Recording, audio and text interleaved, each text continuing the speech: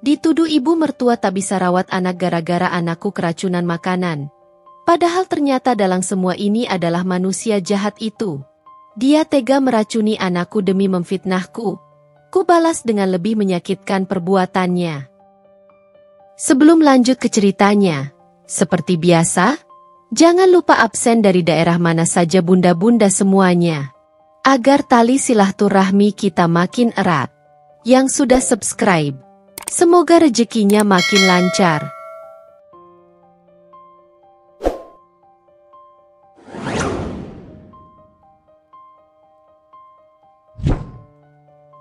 Sarah memandang pantulan dirinya di cermin. Senyum tipis terukir di bibirnya. Rambut panjangnya yang sebahu dibiarkan tergerai, membingkai wajah ovalnya yang selalu tampak awet muda. Di usianya yang menginjak 32 tahun, Sarah adalah sosok istri dan ibu yang berdedikasi. Pagi itu, seperti pagi-pagi lainnya, aroma masakan yang mengepul dari dapur menjadi penanda dimulainya hari. Alunan musik klasik samar-samar terdengar, menemani rutinitasnya menyiapkan sarapan untuk keluarga kecilnya. Ia merapikan seragam sekolah Alif, putranya yang berusia 7 tahun, yang terlipat rapi di atas meja makan. Alif adalah dunia bagi Sarah. Setiap tawa dan rengekan Alif adalah melodi terindah baginya. Bocah itu mewarisi mata coklat hangat Sarah dan senyum manis Rian, suaminya. Alif adalah permata hati yang menyatukan mereka.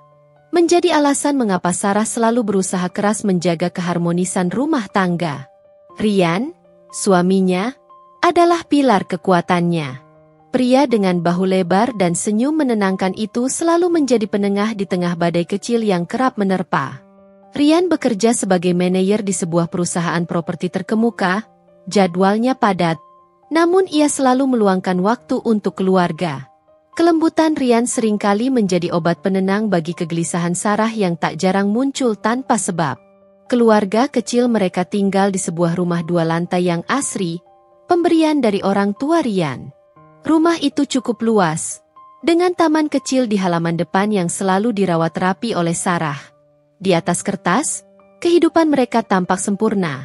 Rumah tangga yang utuh, anak yang cerdas, dan finansial yang stabil. Namun, di balik tirai kedamaian itu, tersembunyi sebuah retakan yang semakin hari semakin membesar. Hubungannya dengan ibu mertua, Wati. Wati adalah wanita paruh baya yang keras, dengan tatapan mata tajam yang seolah selalu mencari celah kesalahan. Sejak hari pertama Sarah menginjakan kaki di rumah itu sebagai menantu, Wati tak pernah sepenuhnya menerima kehadirannya. Bagi Wati, Sarah, dengan latar belakang keluarga sederhana dan pendidikan yang tidak setinggi Rian, dianggap tidak sepadan. Sindiran-sindiran halus, komentar pedas tentang cara Sarah mengurus rumah atau memasak, hingga perbandingan tak adil dengan menantu teman-teman Wati, seolah menjadi soundtrack harian dalam hidup Sarah. Dapur ini masih kurang bersih.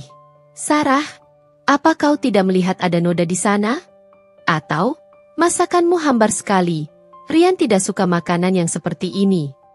Begitulah kira-kira kalimat yang sering keluar dari bibir Wati, disampaikan dengan intonasi yang menusuk. Sarah, yang sejatinya adalah pribadi sabar, seringkali hanya bisa menelan ludah dan tersenyum paksa. Ia tahu, membalas perkataan Wati hanya akan memperburuk keadaan. Rian pun seringkali hanya bisa menghela napas, terjebak di antara 2 wanita yang dicintainya. Selain Wati, ada satu lagi sosok yang seringkali membuat Sarah merasa tidak nyaman. Sinta, adik bungsu Rian. Sinta adalah wanita berusia 28 tahun, adik ipar Sarah, yang tinggal tak jauh dari rumah mereka. Di depan Rian dan Wati, Sinta selalu menunjukkan wajah manis, ramah, dan perhatian. Namun, di balik topeng itu, Sarah seringkali menangkap kilatan iri dan kebencian dari mata Sinta. Entah itu saat Sinta memuji Rian secara berlebihan di depan Sarah, atau saat ia terlalu sering menawarkan bantuan untuk Alif dengan cara yang terkesan ingin merebut perhatian anak itu. Sarah tidak bisa menjelaskan alasannya, tetapi instingnya sebagai seorang wanita dan ibu selalu berteriak bahwa Sinta bukanlah orang yang bisa dipercaya. Pagi itu, saat Sarah sedang menyuapi Alif, Wati muncul di dapur dengan wajah ditekuk. Sarah, apa kamu sudah siapkan bekal Alif? Jangan sampai dia jajan sembarangan lagi di sekolah, lalu sakit. Nada bicaranya penuh selidik. Sudah, Bu. Nasi goreng kesukaan Alif dengan telur dadar dan nugget. Sarah menjawab kalem, berusaha tidak terpancing. Hanya itu? Apa cukup nutrisinya? Anak kecil butuh banyak vitamin, bukan cuma makanan yang itu-itu saja. Wati mendengus, lalu melirik Alif.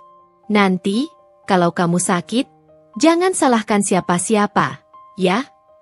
Alif, yang polos, hanya mengangguk patuh. Sarah mengepalkan tangan di bawah meja. Hatinya perih mendengar anaknya dicemaskan dengan cara seperti itu, seolah-olah ia adalah ibu yang tidak peduli. Ia hanya bisa berdoa.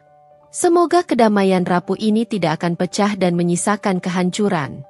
Sarah tidak tahu bahwa doa itu akan segera diuji dengan cara yang paling menyakitkan, membuka tabir kebusukan yang tak pernah ia duga. Pagi itu, udara di rumah Sarah terasa lebih pekat dari biasanya, seolah membawa beban tak kasat mata. Setelah deru mesin mobil Rian menjauh dari halaman, dan Alif melambaikan tangan terakhir kalinya sebelum gerbang sekolah tertutup, rumah itu kembali sunyi. Namun, bagi Sarah, kesunyian kali ini bukanlah ketenangan yang menyejukkan, melainkan kehampaan yang perlahan diisi oleh bisikan-bisikan kegelisahan. Kata-kata pedas Ibu Wati saat sarapan tadi pagi, yang menyindir masakannya tak bernutrisi dan meragukan kemampuannya merawat Alif, masih bergaung di telinganya. Setiap kata terasa seperti sengatan kecil yang menggerogoti sedikit demi sedikit kepercayaan dirinya sebagai seorang ibu. Sarah mencoba mengusir awan mendung di benaknya dengan menyibukkan diri. Ia mulai membersihkan rumah, menyapu lantai kayu hingga mengilap, mengatur ulang buku-buku di rak, dan mencuci pakaian kotor yang menumpuk. Di luar, di taman kecilnya, ia dengan telaten memangkas dahan-dahan yang menjuntai dan menyiram bunga-bunga mawar yang mulai mekar. Membiarkan dirinya tenggelam dalam rutinitas adalah satu-satunya cara Sarah untuk meredam kecamuk di hatinya, menyingkirkan bayang-bayang tuduhan yang tak beralasan. Sekitar pukul 11 siang, ketika sinar matahari mulai memudar digantikan awan mendung yang berarak pelan, Sarah memutuskan untuk beristirahat sejenak. Ia menyeduh secangkir teh hijau hangat. Aroma melatinya menenangkan indera penciuman. Dengan novel favorit di tangan, ia duduk di teras belakang, berharap alur cerita yang fiktif bisa mengalihkan perhatiannya dari realitas yang terkadang terasa pahit. Baru beberapa halaman ia membalik lembaran buku, larut dalam dunia imajinasi, ponselnya yang tergeletak di meja kecil bergetar dan berdering nyaring. Nama, Sekolah Alif, terpampang jelas di layar.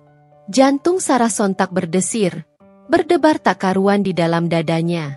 Jarang sekali pihak sekolah menelepon di luar jam pelajaran, kecuali ada hal yang sangat mendesak atau serius. Sebuah firasat buruk merayapi, dingin dan menusuk. Dengan tangan yang sedikit bergetar, Sarah mengangkat panggilan itu. Halo, selamat siang. Ada apa? Ya. Suaranya tercekat di tenggorokan, napasnya tertahan. Suara ibu guru Ayu, wali kelas Alif, terdengar panik dan cemas dari seberang telepon. Bu Sarah, tolong segera ke sekolah sekarang juga. Ini penting sekali. Alif sakit, Bu. Dia muntah-muntah hebat dan demamnya tinggi sekali. Kami sudah memberikan pertolongan pertama, memberinya minum air hangat dan mencoba mengompresnya. Tapi sepertinya kondisinya memburuk. Dia terlihat sangat lemas. Dunia Sarah seolah runtuh dalam sekejap mata. Novel di tangannya terlepas, jatuh menghantam lantai teras dengan suara gedebuk yang memecah keheningan. Teh hangat yang baru ia sesap tumpah, membasahi taplak meja dan menodai lantai keramik. Tanpa pikir panjang, tanpa sempat mengganti pakaian rumahan atau bahkan mengunci pintu belakang, ia bergegas mengambil kunci mobil dan tas tangannya. Pikirannya kosong melompong, hanya satu nama yang berputar-putar dalam benaknya, terus-menerus memanggil, Alif, putra tunggalnya. Kekhawatiran yang paling ia takuti, yang selama ini coba ia tepis, kini menjadi kenyataan yang pahit. Ia melaju secepat kilat menuju sekolah Alif. Jalanan Jakarta siang itu terasa semakin memuakan, padat merayap dengan deretan mobil yang tak bergerak. Sarah membunyikan klakson beberapa kali, mencoba mencari celah untuk menyalip, namun usahanya sia-sia. Setiap detik terasa seperti berjam-jam. Selama perjalanan yang terasa abadi itu, tangannya bergetar hebat memegang kemudi, peluh dingin membasahi pelipisnya. Berbagai skenario terburuk melintas di kepalanya. Apakah Alif jatuh? Apakah ia tertular penyakit aneh? Atau, mungkinkah ini ada hubungannya dengan perkataan Ibu Wati pagi tadi tentang bekal? Sarah mencoba menepis pikiran terakhir itu. Ia tahu ia sudah menyiapkan bekal terbaik untuk anaknya. Tetapi ketakutan terus merayap, menggerogoti akal sehatnya. Sesampainya di sekolah, Sarah langsung disambut oleh Ibu Guru Ayu yang tampak pucat pasi dan gelisah di depan gerbang. "Bu Sarah, syukurlah Anda cepat sampai," ucap Ibu Guru Ayu. Napasnya terengah-engah. "Alif sudah kami pindahkan ke ruang UKS. Kondisinya semakin lemas, Bu." Wanita itu seraya menuntun Sarah dengan langkah tergesa-gesa menuju ruang UKS yang terletak di ujung koridor. Begitu pintu UKS terbuka, pemandangan di hadapannya menghancurkan hati Sarah berkeping-keping. Alif terbaring lemah di ranjang UKS. Wajahnya pucat pasi seperti kertas, dan keringat dingin membanjiri dahi serta rambutnya. Napasnya terdengar memberat. Di samping ranjang, nampak bekas muntahan yang baunya masih tercium samar, menguatkan gambaran tentang penderitaan putranya. Alif membuka matanya sedikit, tatapannya sayu, tak bertenaga. Ia mencoba mengulurkan tangan kecilnya ke arah Sarah. "Mama," lirihnya dengan suara parau dan lemah, sebelum kembali memejamkan mata, seolah tak kuat lagi menahan rasa sakit. Sarah langsung menghambur ke arah putranya, memeluk tubuh kecil itu erat-erat, tak peduli dengan bau muntahan atau kondisi seragam Alif yang sedikit kotor. Air matanya tak terbendung lagi, mengalir deras membasahi pipinya. "Alif, nah, kamu kenapa? Sayang, bertahan, ya. Mama di sini." Ibu Guru Ayu menjelaskan dengan nada lirih. "Tadi pagi Alif masih ceria sekali, Bu. Dia makan bekalnya di kantin bersama teman-teman. Tapi sekitar 1 jam yang lalu, dia mulai mengeluh mual dan tiba-tiba muntah hebat. Kami tidak tahu persis apa penyebabnya. Dia tidak jajan sembarangan, Bu. Hanya bekal dari rumah." "Bekal?" Sarah mengernyit. Pandangannya beralih ke Ibu Guru Ayu. "Bekal yang saya siapkan tadi pagi." Sebuah keraguan samar mulai menyelinap. "Iya, Bu. Alif tidak membeli apa-apa di kantin selain susu kotak yang biasa dia minum. Dia hanya makan bekalnya." "Saya pastikan itu," jawab Ibu Guru Ayu, berusaha meyakinkan, namun raut wajahnya tetap menunjukkan kebingungan. Penjelasan itu justru membuat Sarah semakin bingung dan khawatir. Ia merasa yakin masakannya bersih, segar, dan dimasak dengan higienis. Ia selalu memastikan semua bahan makanan dicuci bersih. Apa mungkin ada hal lain yang ia lewatkan? Saat itulah, samar-samar ia teringat perkataan Ibu Wati pagi tadi tentang bekal Alif yang kurang nutrisi dan bisa membuat anaknya sakit. Pikiran-pikiran negatif mulai berkejaran, bercampur dengan ketakutan dan amarah yang mulai membara. Tanpa menunggu lebih lama, Sarah segera memutuskan untuk membawa Alif ke rumah sakit. Ia harus segera mencari tahu apa yang sebenarnya terjadi pada putranya. Di pelukan Sarah, tubuh kecil Alif terasa semakin panas dan lemas. Perasaan cemas yang tak tertahankan bercampur dengan amarah yang mendalam mulai merayapi hati Sarah. Amarah pada keadaan yang tak ia mengerti, dan kecemasan yang membuncah akan nasib putra semata wayangnya.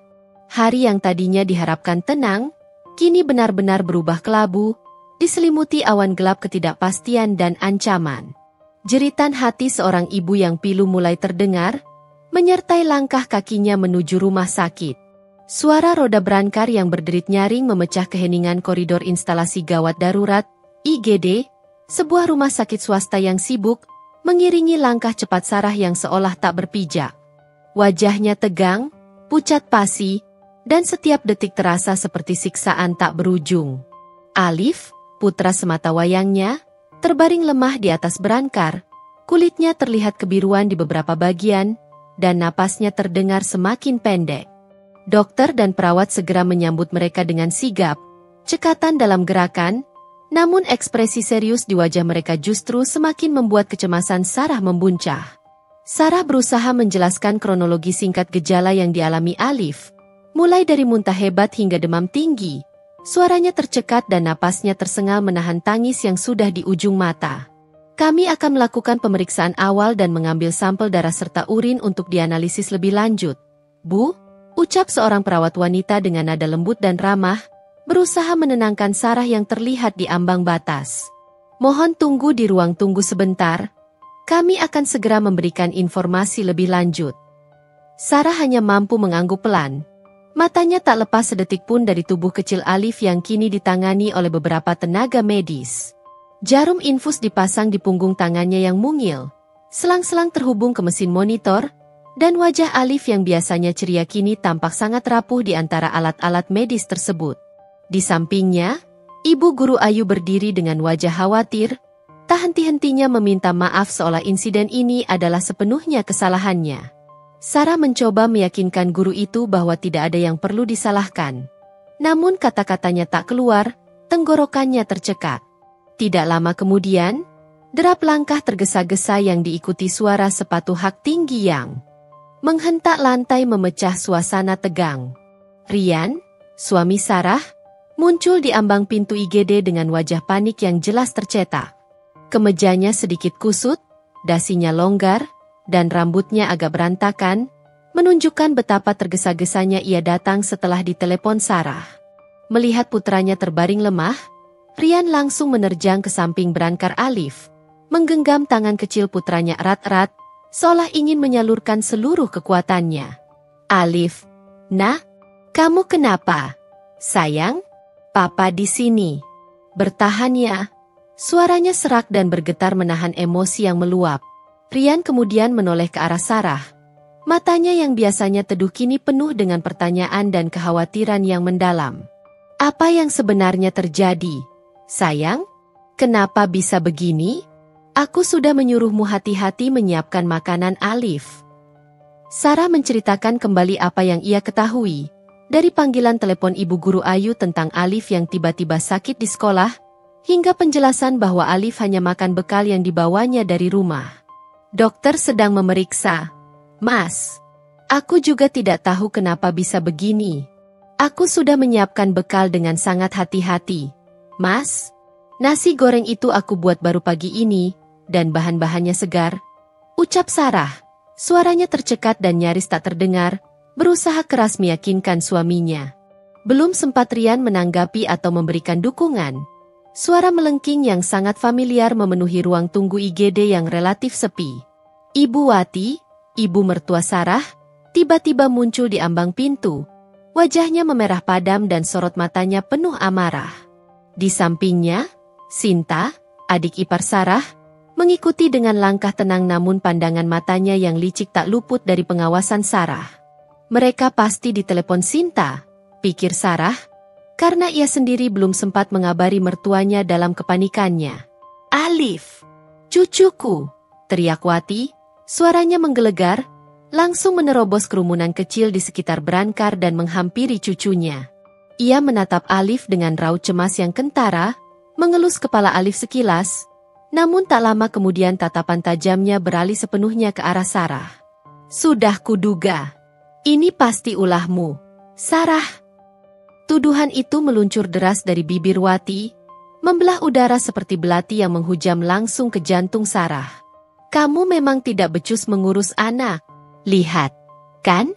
Alif jadi keracunan begini pasti karena masakanmu yang kotor atau kamu kasih dia makanan aneh-aneh. Sudah berapa kali ibu bilang, jangan terlalu yakin dengan masakanmu sendiri. Hati Sarah serasa dihantam palu godam. Tuduhan itu menghujamnya telak. Jauh lebih menyakitkan daripada rasa khawatir akan kondisi Alif. Bagaimana mungkin seorang ibu mertua, di saat seperti ini, tega menuduh menantunya meracuni cucu sendiri? Wati sama sekali tidak memberikan kesempatan bagi Sarah untuk membela diri atau bahkan menjelaskan situasi yang sebenarnya. Ibu, jangan bicara sembarangan. Alif keracunan makanan dari sekolah, bukan dari rumah. Ibu guru Ayu sendiri yang bilang. Balas Sarah. Suaranya meninggi, bergetar hebat menahan amarah, sakit hati, dan juga rasa malu yang membakar karena menjadi pusat perhatian di IGD. Air mata sudah bergenang di pelupuk matanya. Alasan saja. Sejak kamu menikah dengan anakku, rumah ini jadi kotor, masakanmu tidak enak, dan sekarang anakku sakit. Memang kamu itu pembawa sial. Pembawa masalah bagi keluarga kami. Wati bersikeras, menunjuk Sarah dengan jari telunjuknya yang kurus dan keriput. Setiap kata yang keluar seperti racun yang meracuni jiwa Sarah. Ia terus menyudutkan Sarah. Tanpa sedikit pun rasa iba melihat cucunya terbaring lemah, atau melihat menantunya yang juga terlihat sangat terpukul dan menderita. Rian segera menghampiri ibunya, mencoba menengahi dengan nada yang lebih tegas dari biasanya. Bu, sudah. Jangan menyalahkan Sarah terus. Kita fokus saja pada Alif. Ini rumah sakit, Bu, tidak enak didengar orang. Kita sedang di tempat umum. Bagaimana tidak menyalahkan? Kalau bukan dia yang tidak becus, lalu siapa lagi? Cucuku sakit begini karena dia tidak becus mengurus rumah tangga. Jangan-jangan dia sengaja. Apa yang kau sembunyikan, Sarah? Wati bersikeras, tatapan mata penuh curiga yang membuat Sarah terpaku. Sinta, yang tadinya hanya dia mengamati dengan wajah pura-pura prihatin dan sesekali mengusap punggung Wati seolah menenangkan, kini menambahkan bumbu yang memperkeruh suasana. Iya, Mbak Sarah. Dulu, ibu kan selalu bilang Mbak itu ceroboh dan kurang teliti. Aku juga sering lihat, dapur Mbak kadang kurang bersih dan piring-piring kurang dicuci dengan baik. Mungkin saja ada kuman di makanan Alif yang Mbak buat. Kan bahaya, Mbak. Suaranya terdengar lembut, seolah mendukung Wati dengan hati-hati dan penuh empati palsu. Namun setiap kata yang keluar justru menusuk Sarah lebih dalam dari tuduhan Wati sekalipun. Sebuah seringai tipis yang nyaris tak terlihat melintas di bibir Sinta saat matanya bersitatap sekilas dengan Sarah. Penuh makna tersembunyi. Sarah menatap Sinta tajam, sebuah perasaan tidak nyaman dan kecurigaan yang samar tiba-tiba menyelimuti. Senyum palsu Sinta, keramahan palsunya, dan perkataan yang terkesan, mendukung, ibu mertua, justru terasa lebih menusuk daripada omelan Wati yang frontal. Sarah merasa dikepung, terisolasi, sendiri, di tengah pusaran tuduhan yang tak berdasar dan penuh kebencian. Air mata sudah tak bisa ia tahan lagi, mengalir deras membasahi pipinya yang dingin. Memalukan, dicerca dan dihina di tempat umum seperti ini, di saat hatinya hancur memikirkan kondisi putranya. Ia hanya bisa memejamkan mata, membiarkan air mata mengalir, dan dalam hati ia bersumpah. Ia akan mencari tahu. Ia akan membuktikan bahwa ia bukan seperti yang dituduhkan, bahwa ia bukan pembawa sial atau ibu yang tak becus. Dan yang terpenting, ia akan mencari tahu siapa sebenarnya dalang dibalik semua ini, dibalik sakitnya Alif, di balik fitnah keji yang kini menyelimutinya. Malam merayap perlahan, menyelimuti kota Jakarta dengan kegelapan yang pekat. Di ruang rawat inap Alif, suasana terasa jauh lebih tenang dibandingkan keriuhan di IGD beberapa jam yang lalu. Hanya bunyi monitor detak jantung yang samar-samar terdengar, menjadi pengingat konstan akan kondisi Alif. Rian memutuskan untuk tidak meninggalkan Sarah dan Alif malam itu. Ia duduk di kursi samping ranjang, tangannya tak henti-henti mengelus dahi putranya yang masih terasa hangat, sesekali merapikan selimut Alif yang terusik. Ibu Wati dan Sinta akhirnya pulang setelah Rian dengan sopan namun tegas meminta mereka untuk beristirahat, beralasan bahwa suasana rumah sakit tidak baik untuk kesehatan.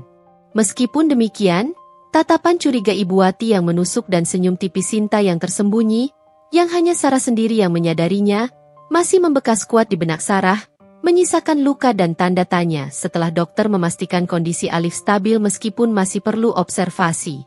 Ketat selama 2 hari ke depan, Sarah duduk di sofa kecil di sudut ruangan.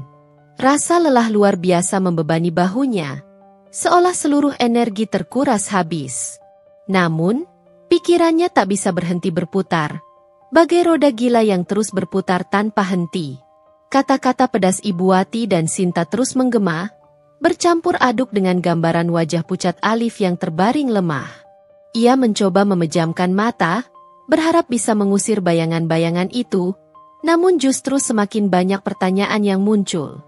Bagaimana mungkin ini terjadi, Mas? Sarah akhirnya memecah keheningan yang panjang. Suaranya parau, hampir berbisik. Ia menoleh ke arah Rian yang masih setia di samping Alif. Aku sudah sangat hati-hati menyiapkan bekal Alif. Nasi goreng itu bahan-bahannya segar. Aku beli langsung dari pasar pagi tadi. Aku masak pagi ini juga. Pisau yang aku gunakan bersih, dan wadah bekalnya juga sudah aku sterilkan dengan air panas. Aku yakin sekali tidak ada yang salah dengan masakanku. Sarah menekan setiap kata, berusaha meyakinkan Rian, dan mungkin juga dirinya sendiri. Rian menghela napas panjang, tatapan matanya menunjukkan kelelahan yang sama. Ia tahu Sarah adalah ibu yang sangat telaten. Aku tahu, sayang. Aku percaya padamu. Kamu bukan tipe orang yang ceroboh. Apalagi kalau menyangkut Alif. Bahkan, kamu selalu menjadi yang paling protektif terhadapnya. Ia menggenggam tangan Sarah, memberikan kekuatan dan kehangatan yang sangat dibutuhkan istrinya saat itu. Tapi, dokter bilang tadi Alif keracunan makanan. Ada zat yang terkandung di dalamnya. Mereka sedang menunggu hasil lab lebih lanjut. Keracunan. Kata itu bagai palu godam yang menghantam benak Sarah berulang kali. Jika bukan dari masakannya, lalu dari mana? Ibu guru Ayu dengan jelas dan berulang kali mengatakan Alif hanya makan bekal dari rumah. Dia tidak jajan sembarangan. Itu adalah peraturan sekolah yang ketat untuk murid-murid kelas 1. Lalu siapa? Siapa yang bisa melakukan ini? Tiba-tiba, sebuah ingatan yang samar, namun kini terasa begitu jelas, melintas di kepala Sarah. Alif memang tidak jajan sembarangan di kantin sekolah. Tapi ia ingat betul, 2 hari yang lalu, tepatnya hari Minggu sore, saat ia mengantar Alif pulang dari les melukis, ia melihat Sinta sedang menunggu di depan gerbang sekolah Alif. Saat itu, Sinta membawa kantong plastik berisi beberapa jajanan berwarna-warni yang mencolok dan memberikannya pada Alif. Alif kecil terlihat sangat senang. Matanya berbinar-binar. Saat itu, Sinta beralasan hanya ingin menyenangkan keponakannya yang sudah lama tidak ia temui karena kesibukannya. Sarah sempat menegur Sinta dengan nada lembut, mengingatkan bahwa Alif tidak boleh terlalu banyak makan jajanan di luar karena sering sakit perut. Namun Sinta hanya tersenyum manis, senyum yang kini terasa hambar, dan berkata, "Ah, sekali-kali saja, Mbak. Ini kan Tante Sinta yang belikan. Lagi pula, kan tidak setiap hari." Mungkinkah tidak? Tidak mungkin. Sinta? Adik iparnya sendiri? Orang yang selalu tampak ramah, perhatian, dan sangat peduli di depan Rian dan Ibu Wati? Orang yang selalu memuji Sarah di depan Rian agar terlihat baik, namun di belakang sering melontarkan sindiran? Tapi, mata Sinta saat di IGD tadi, senyum tipisnya yang penuh arti, yang hanya muncul sepersekian detik namun tertangkap jelas oleh Sarah dan dukungannya yang begitu vokal terhadap tuduhan Ibu Wati. Semua itu terasa sangat janggal, terlalu pas, terlalu direncanakan. Selama ini, Sarah selalu merasakan aura negatif yang tak bisa ia jelaskan dari Sinta, meskipun ia tidak pernah bisa menunjuk alasannya secara spesifik. Instingnya sebagai wanita selalu berteriak, "Mas!" Sarah menatap Rian, matanya menunjukkan keraguan, kecurigaan, dan sedikit ketakutan. Apa mungkin Alif tidak hanya makan bekal dari rumah di sekolah? Rian mengerutkan keningnya, alisnya menyatu, mencoba memahami arah pembicaraan Sarah. Maksudmu? 2 hari yang lalu, aku melihat Sinta memberikan beberapa jajanan pada Alif saat pulang les melukis. Itu bukan di sekolah, Tapi di luar gerbangnya, aku sempat menegurnya, tapi dia bilang itu hanya hadiah dari tantenya. Sarah menjelaskan, suaranya rendah, seolah takut ada yang mendengar bisikannya, atau takut pemikirannya sendiri terdengar gila. Ryan terdiam sejenak, memproses informasi itu. Ia terlihat sedikit terkejut. Sinta? Tapi dia kan sangat sayang pada Alif. Sarah. Dia sering membelikan Alif mainan, pakaian. Ada nada keraguan yang jelas dalam suaranya. Ryan adalah tipe orang yang cenderung melihat kebaikan pada orang lain, apalagi pada adik kandungnya sendiri. Baginya, mustahil Sinta melakukan hal sekeji itu. Aku tahu, Mas. Tapi, aku tidak tahu kenapa. Rasanya ada yang aneh dengan Sinta. Perilakunya, dan tadi di IGD, perkataannya itu dia seperti memojokkanku bersama ibu. Seolah sengaja ingin melihatku hancur. Lanjut Sarah, air mata kembali menggenang di pelupuk matanya. Apa dia? Dia sengaja melakukan ini untuk memfitnahku? Untuk membuatku terlihat buruk di mata ibu dan juga kamu. Ryan memeluk Sarah, mengusap punggungnya pelan, berusaha menenangkan gejolak di hati istrinya. Sudah, sayang. Jangan terlalu banyak pikiran. Kita fokus pada Alif dulu. Jangan menuduh tanpa bukti yang kuat. Sinta mungkin hanya ikut emosi karena ibu, atau mungkin dia juga khawatir berlebihan pada Alif. Meskipun Ryan mencoba menenangkan dan meredakan kecurigaannya, bisikan curiga di hati Sarah semakin keras, semakin sulit diabaikan. Perkataan ibu guru Ayu yang bersikeras bahwa Alif tidak jajan sembarangan di kantin sekolah, kini terasa lebih berat dan penuh makna. Jika Alif hanya makan bekal dari rumah, dan bekal itu Sarah yakin bersih dan aman, lalu dari mana keracunan itu berasal? Dan jajanan dari Sinta. Mungkinkah itu adalah sebuah jejak yang sengaja atau tidak sengaja tertinggal? Sarah memutuskan untuk menyimpan kecurigaan itu sendiri untuk sementara waktu. Ia tidak ingin memicu pertengkaran baru dengan Ryan atau memperburuk hubungan yang sudah renggang dengan Ibu Wati tanpa bukti yang sangat kuat. Tapi di dalam hatinya, sebuah tekad baja mulai terbentuk. Ia harus mencari tahu kebenarannya. Tidak peduli seberapa sulit atau menyakitkan itu. Demi Alif, demi membersihkan namanya, dan demi mengungkap kejahatan yang tersembunyi. Jejak pertama, sekecil apapun itu, telah muncul. Dan Sarah, dengan hati yang hancur namun bertekad, akan mengikutinya. 2 hari berlalu, 2 hari penuh ketegangan yang perlahan mereda seiring dengan perkembangan positif Alif. Demamnya mulai turun drastis, tubuhnya tidak lagi menggigil hebat, dan ia sudah bisa makan bubur perlahan, meski wajahnya masih terlihat pucat dan lesu. Dokter mengizinkan Alif pulang, sebuah kabar yang membawa sedikit napas lega bagi Sarah. Namun dibarengi dengan pesan untuk tetap beristirahat total dan melakukan kontrol rutin. Kepulangan Alif membawa sedikit kelegaan fisik bagi Sarah, tapi tidak sedikit pun menghilangkan beban mental yang menghimpit hatinya.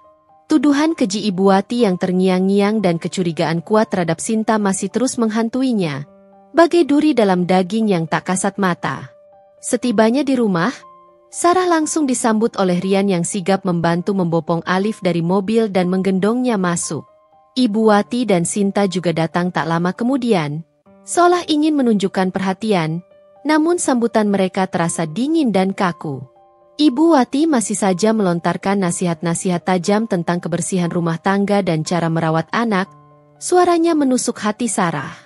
Sementara Sinta, ia hanya tersenyum tipis, senyum yang tak sampai ke mata, dan pandangan matanya kerap melirik Sarah dengan tatapan yang sulit diartikan. Ada campuran rasa penasaran, kepuasan, dan sedikit ejekan yang tersembunyi. Sarah hanya mengangguk, berusaha tidak menanggapi, menulikan telinganya. Fokusnya kini sepenuhnya pada pemulihan Alif dan memastikan putranya merasa nyaman di kamarnya. Setelah Alif tertidur pulas di kamarnya, lelap dalam mimpi yang entah apa, Sarah akhirnya merasa ada waktu untuk mengendurkan sedikit ototnya yang tegang. Ia menarik Ryan ke ruang keluarga, bertekad untuk mengobrol serius. Ia tidak bisa lagi menahan kecurigaan yang mengganjal dan menggerogoti jiwanya. "Mas, aku minta tolong." Aku butuh bukti tentang apa yang sebenarnya terjadi pada Alif, ucap Sarah. Suaranya pelan namun terdengar tegas dan penuh determinasi. Rian menatap istrinya, melihat keputusasaan yang mendalam namun juga tekad membara di mata Sarah. Bukti apa? Sayang, aku tidak mengerti. Tentang keracunan Alif. Dokter bilang ada zat berbahaya di sana. Mas, aku yakin itu bukan dari bekal yang kubuat. Aku sudah memeriksa semuanya. Tidak ada yang salah dengan masakanku. Sarah melanjutkan, pandangannya lurus menatap Rian. Dan aku semakin curiga. Ini ada hubungannya dengan jajanan yang diberikan Sinta pada Alif 2 hari yang lalu. Yang waktu itu kita bertemu dia di depan sekolah Alif. Rian menghela napas panjang, sorot matanya menunjukkan keraguan yang besar. Ia memang menyayangi adiknya. Sarah, Sinta itu adikku kandung. Dia sangat menyayangi Alif. Dia tidak mungkin melakukan hal sekeji itu. Kamu pasti salah paham. Aku tahu, Mas. Aku tahu dia adikmu. Tapi instingku mengatakan ada yang tidak beres. Dia selalu terlihat begitu peduli dan ramah di depanmu dan ibu. Tapi di belakang ada sesuatu yang berbeda. Ada semacam aura permusuhan yang sering aku rasakan darinya. Sarah bersikeras, mencoba menjelaskan perasaannya yang tak bisa diungkapkan dengan kata-kata. Bisakah kamu membantuku mencari tahu? Mungkin, kita bisa melihat rekaman CCTV di sekolah Alif, atau di sekitar area les melukis tempat Sinta memberikan jajanan itu, atau setidaknya kita cari tahu, apa saja yang Sinta beli waktu itu. Rian terdiam sejenak, memikirkan permintaan Sarah yang cukup berat baginya. Di satu sisi ia ingin percaya pada istrinya, namun di sisi lain, menuduh adik kandungnya sendiri meracuni keponakannya adalah hal yang sangat sulit diterima.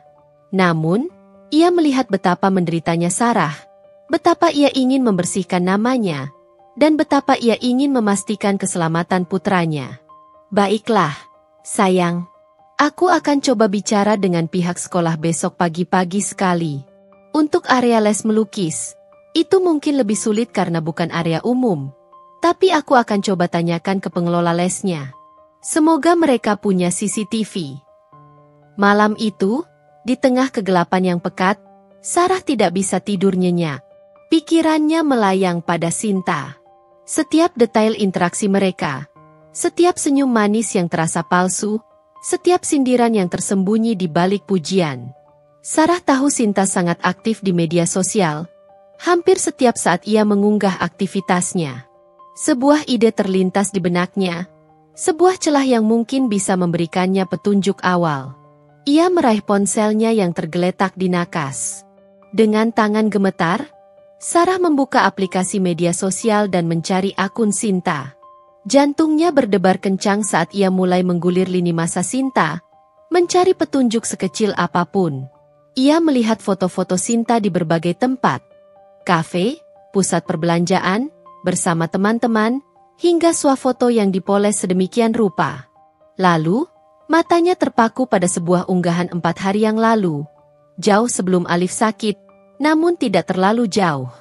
Foto itu menampilkan Sinta tersenyum lebar, menunjukkan gigi-giginya yang rapi, sedang berada di dalam sebuah apotek besar yang cukup terkenal di pusat kota, bukan di apotek langganan keluarga mereka yang dekat rumah. Hari ini berburu vitamin dan kebutuhan lain. Sehat itu mahal, jadi harus dijaga. Tulis Sinta dalam captionnya yang ceria. Pada pandangan pertama, tidak ada yang aneh.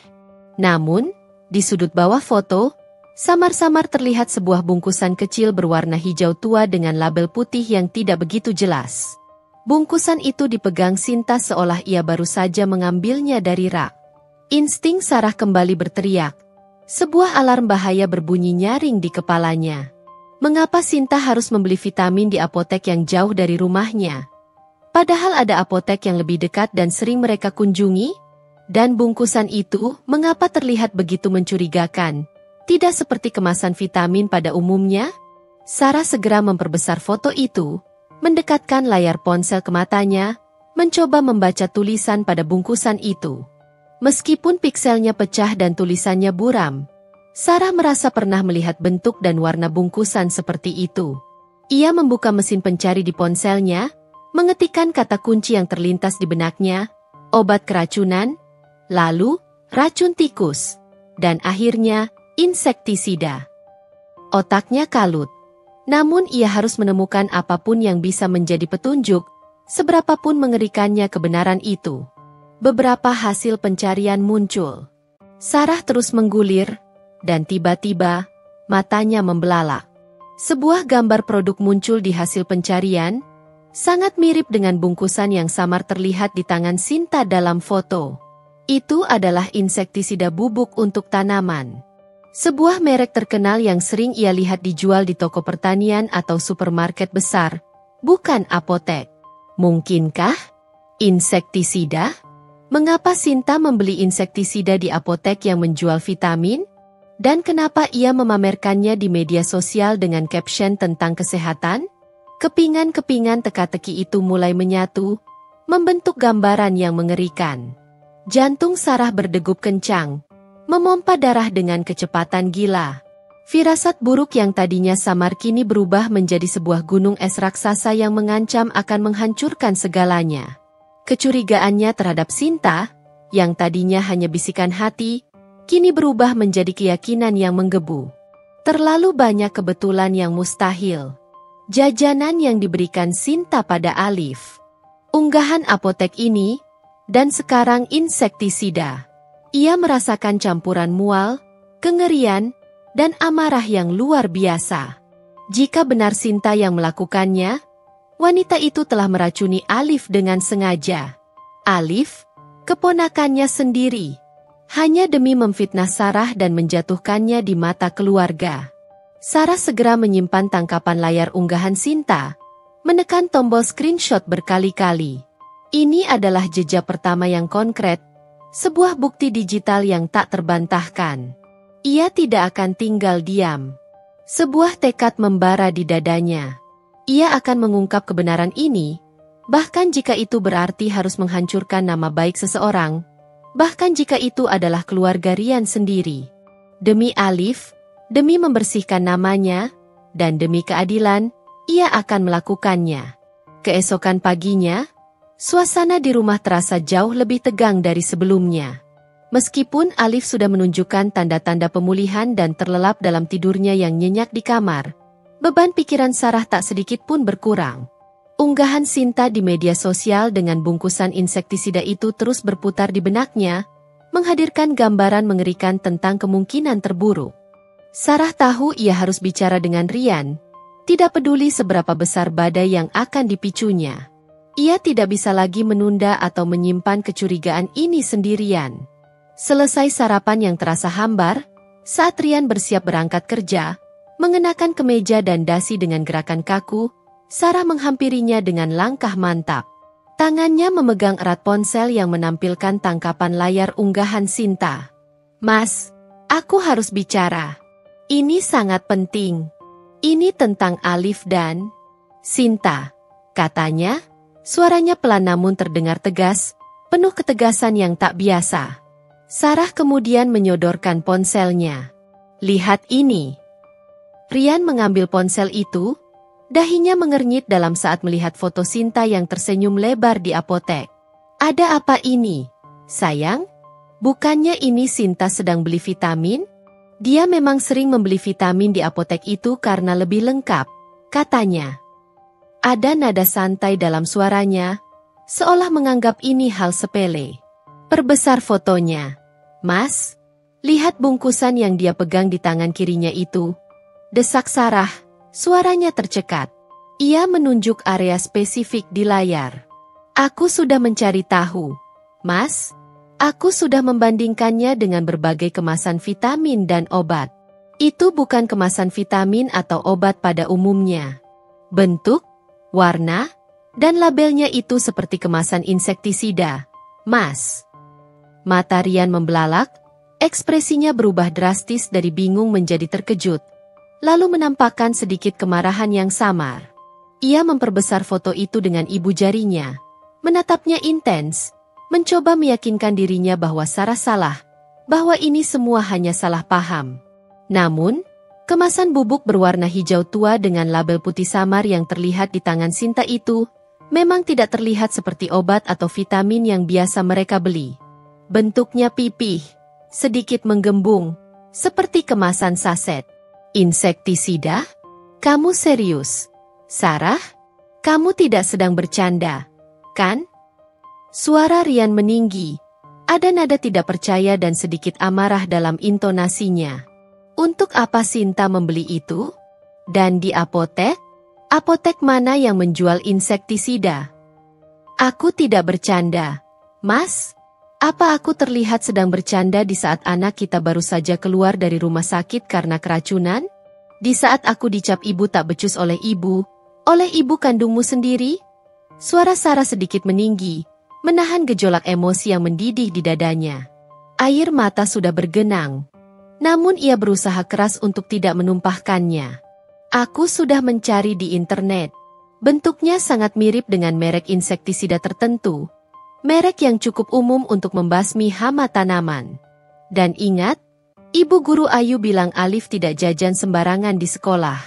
Dia hanya makan bekal dariku. Tapi aku melihat Sinta memberikan jajanan pada Alif 2 hari sebelum Alif sakit. Mas. Di depan gerbang les melukisnya. Bagaimana jika Sinta mencampurkan zat itu ke dalam jajanan yang dia berikan pada Alif? Itu satu-satunya penjelasan yang masuk akal bagiku. Rian mendadak berdiri. Tangannya mengepal erat di samping tubuhnya, rahangnya mengeras. Cukup, Sarah. Jangan berlebihan. Berhentilah berhalusinasi. Teriaknya. Suaranya menggema di ruangan itu, membuat Sarah terkejut. Sinta itu adikku. Dia tidak mungkin setega itu. Dia menyayangi Alif. Dia adalah tante kesayangan Alif. Mungkin itu vitamin merek lain yang kemasannya mirip. Atau dia membeli itu untuk kebutuhan lain yang tidak berbahaya. Seperti untuk membasmi hama di tamannya. Kamu tidak bisa menuduh adikku melakukan hal sekeji itu tanpa bukti yang lebih kuat dari sekadar foto buram di media sosial dan dugaan anehmu. Nada bicara Rian sangat keras, penuh pembelaan terhadap adiknya. Hati Sarah terasa sakit, perih, dan hancur berkeping-keping mendengar pembelaan Rian yang begitu kuat terhadap Sinta. Ia tahu Rian sangat menyayangi Sinta. Ikatan persaudaraan mereka sangat kuat. Tetapi bukankah Alif juga anaknya? Bukankah kesehatan dan keselamatan Alif jauh lebih penting daripada perasaan Sinta atau keraguan Rian?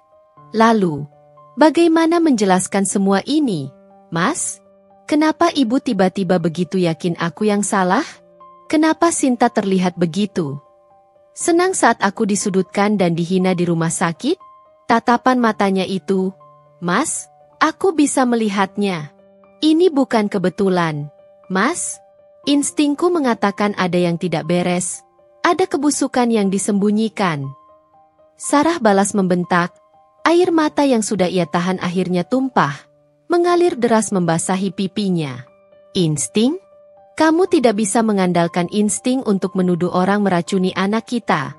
Sarah, itu tuduhan yang sangat serius. Rian menatap Sarah dengan tatapan tidak percaya yang menusuk.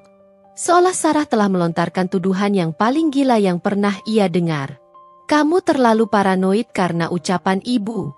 Aku akan bicara dengan Sinta. Pasti ada penjelasannya yang masuk akal. Dan tentang CCTV sekolah, aku akan tetap mengurusnya.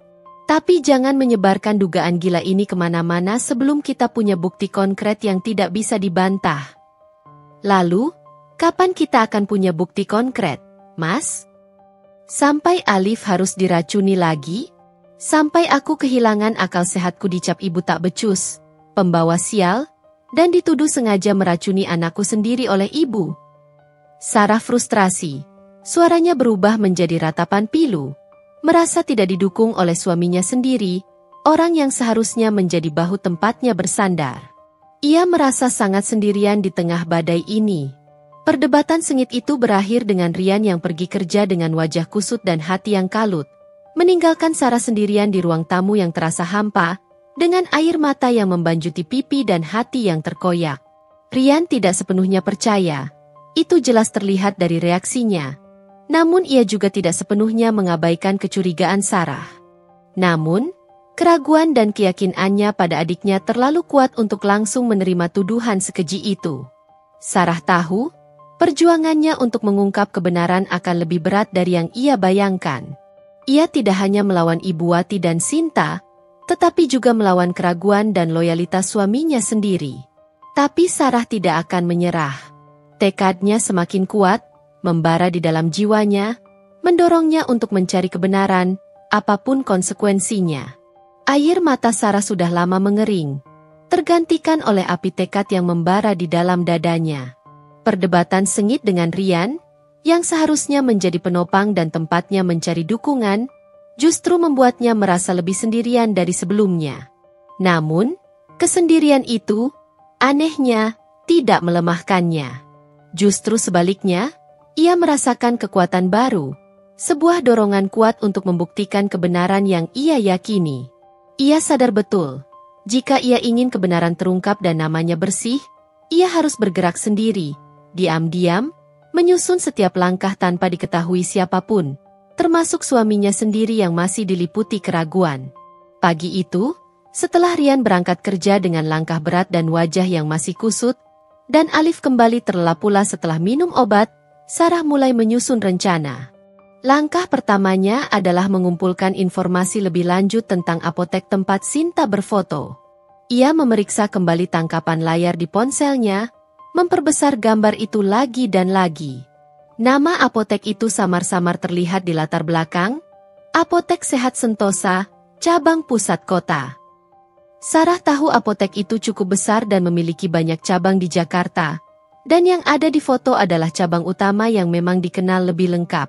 Namun, lokasinya cukup jauh dari rumah Sinta maupun rumah mereka. Ini, bagi Sarah, bukan sekadar kebetulan.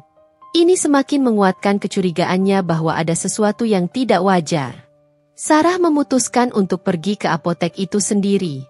Ia tidak akan langsung menuduh atau membuat keributan yang menarik perhatian. Ia akan bertindak layaknya pelanggan biasa yang ingin membeli sesuatu, mengamati, dan mengumpulkan informasi secara subtil. Dengan memakai masker medis dan kacamata hitam berukuran besar untuk menyamarkan wajahnya, ia berangkat menggunakan taksi online. Ia sengaja tidak membawa mobil pribadinya, tidak ingin ada tetangga atau kenalan yang melihatnya menuju apotek yang cukup jauh itu, terutama jika ada kaitannya dengan Sinta. Setibanya di Apotek Sehat Sentosa, Sarah pura-pura melihat-lihat rak vitamin, suplemen, dan produk kesehatan lainnya. Matanya jeli mengamati setiap sudut, berusaha mencari apakah ada rak khusus yang menjual produk pertanian atau bungkusan insektisida yang mirip dengan yang ada di foto Sinta. Ia menghampiri beberapa staf apotek yang sedang sibuk, bertanya tentang berbagai produk kesehatan, mulai dari vitamin anak hingga obat batuk, sembari sesekali melontarkan pertanyaan terselubung dan tidak langsung. "Maaf, Mbak, apotek ini lumayan lengkap, ya? Saya sampai bingung mau pilih yang mana." Sarah membuka percakapan dengan seorang staf apotek, seorang wanita muda berhijab dengan nama Rani, yang sedang merapikan rak obat. "Saya lihat di belakang sana, ada juga rak yang menjual produk untuk tanaman, ya? Sepertinya saya pernah lihat teman saya beli di sini." Sarah menunjuk ke arah rak yang menjual produk perawatan rumah tangga seperti pembersih lantai dan pewangi ruangan, mencoba memancing.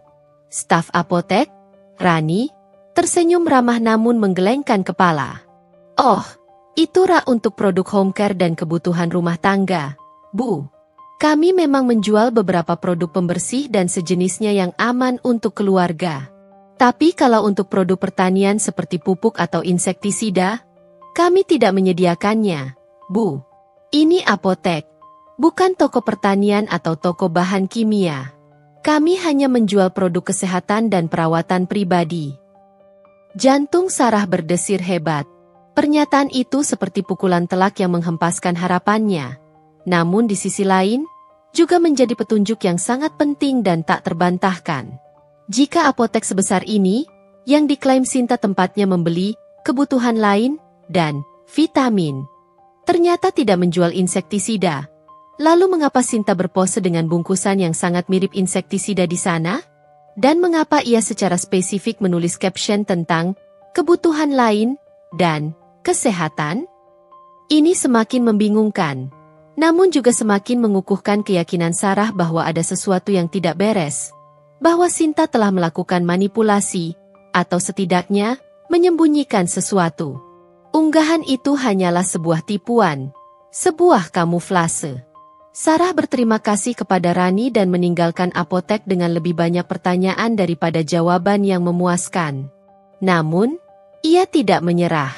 Jika apotek ini tidak menjualnya, itu berarti Sinta pasti mendapatkannya dari tempat lain, atau bungkusan itu hanya properti untuk fotonya. Ia kembali memutar otak, mencoba mencari celah lain. Apa motif Sinta? Mengapa ia ingin memfitnahnya sedemikian rupa hingga tega meracuni Alif? Malam harinya, setelah Alif tidur pulas dan Rian larut dalam pikirannya sendiri di ruang kerja, Sarah kembali membuka ponselnya. Kali ini ia tidak lagi fokus pada unggahan terbaru Sinta, melainkan menelusuri riwayat percakapan Sinta di grup WhatsApp keluarga yang sering digunakan untuk berbagi informasi sehari-hari. Sinta seringkali membagikan tautan belanja online atau merekomendasikan produk.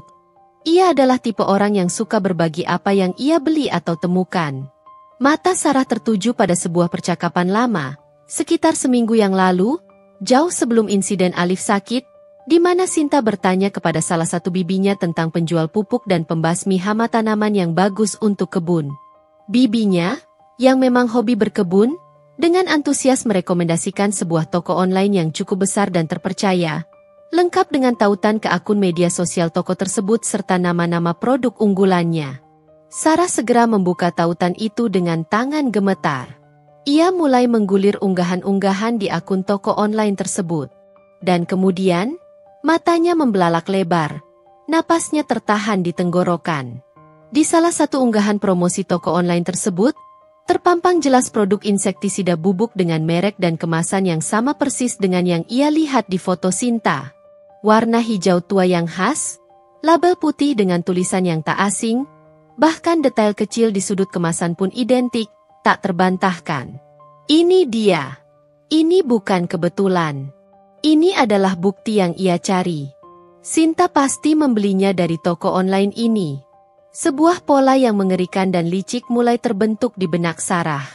Sinta membeli insektisida bubuk secara online beberapa waktu lalu. Kemudian, ia berpose di apotek dengan kemasan mirip insektisida, seolah ingin menunjukkan bahwa ia membeli sesuatu yang sehat atau aman di apotek, bertujuan untuk menutupi jejak pembelian aslinya. Dan setelah itu, tak lama kemudian, Alif sakit karena keracunan. Hubungan kausalitasnya semakin jelas, semakin mengarah pada satu kesimpulan yang mengerikan. Amarah Sarah memuncak, berubah menjadi dendam yang membara. Betapa liciknya Sinta.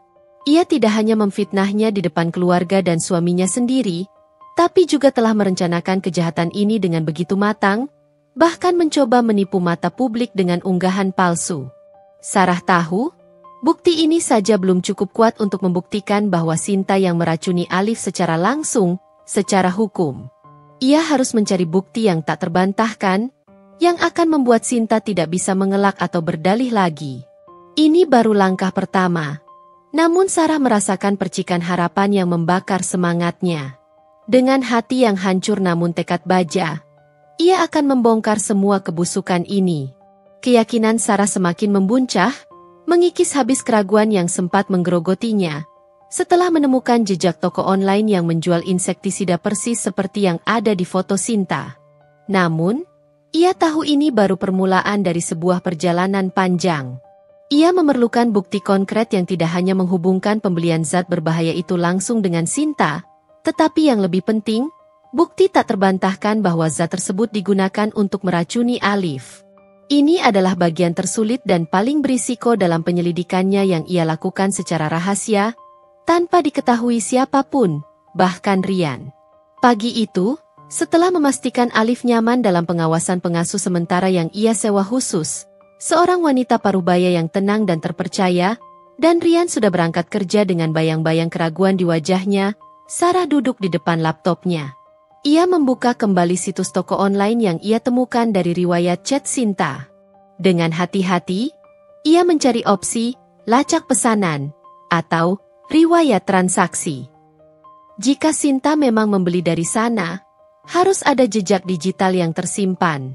Sarah mencoba berbagai kombinasi kata kunci di kolom pencarian situs, bahkan mencoba mendaftar sebagai anggota baru untuk melihat apakah ada fitur yang membantunya mengakses informasi pembeli.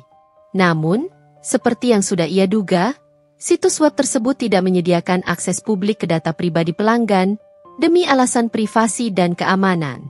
Sarah merasa menemui jalan buntu.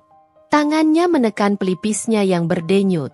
Ia membutuhkan sesuatu yang lebih spesifik, sesuatu yang bisa mengaitkan Sinta dengan pengiriman paket dari toko online itu. Apa lagi yang bisa ia lakukan? Tiba-tiba, ia teringat sesuatu. Alif pernah bercerita bahwa Sinta sering meminta bantuannya untuk mengambil paket kiriman saat kurir datang, terutama jika paketnya besar atau banyak. Alif kecil seringkali merasa bangga bisa membantu tantenya. "Mama, Tante Sinta sering belanja online loh, paketnya banyak sekali," celoteh Alif polos suatu sore. Apakah ada cara untuk melacak paket yang dikirim ke alamat Sinta tanpa nomor resi? Ia membuka situs web jasa ekspedisi terkemuka yang sering digunakan di Indonesia, mencoba berbagai kombinasi pencarian, mulai dari nama Sinta hingga alamat rumahnya. Namun, tanpa nomor resi yang spesifik, itu adalah upaya yang sia-sia, bagai mencari jarum dalam tumpukan jerami. Sarah menghela napas, putus asa sedikit demi sedikit mulai merayapi. Namun, semangatnya kembali bangkit saat ia teringat sosok lain. Salah satu teman Alif, sebut saja Kevin, tinggal di rumah persis sebelah Sinta. Kevin dan Alif sering bermain bersama di halaman, kadang bahkan hingga sore hari. Sarah tahu Kevin adalah anak yang cukup peka dan sering memerhatikan detail kecil di sekitarnya, dengan rasa ingin tahu khas anak-anak. Mungkin Kevin pernah melihat atau mendengar sesuatu yang aneh. Ini adalah satu-satunya harapan yang tersisa saat ini. Sarah memutuskan untuk mengunjungi rumah Kevin. Ia membawa buah tangan berupa beberapa kotak donat dan berpura-pura menjenguk Kevin yang juga sempat absen sekolah karena demam ringan. Sebuah alasan yang cukup masuk akal dan tidak mencurigakan. Ibu Kevin, Karina, menyambutnya di depan pintu dengan hangat dan ramah. "Halo, Mbak Sarah. Syukurlah Alif sudah baikan, ya? Saya dengar dari grup ibu-ibu sekolah, Bu Alif sempat sakit."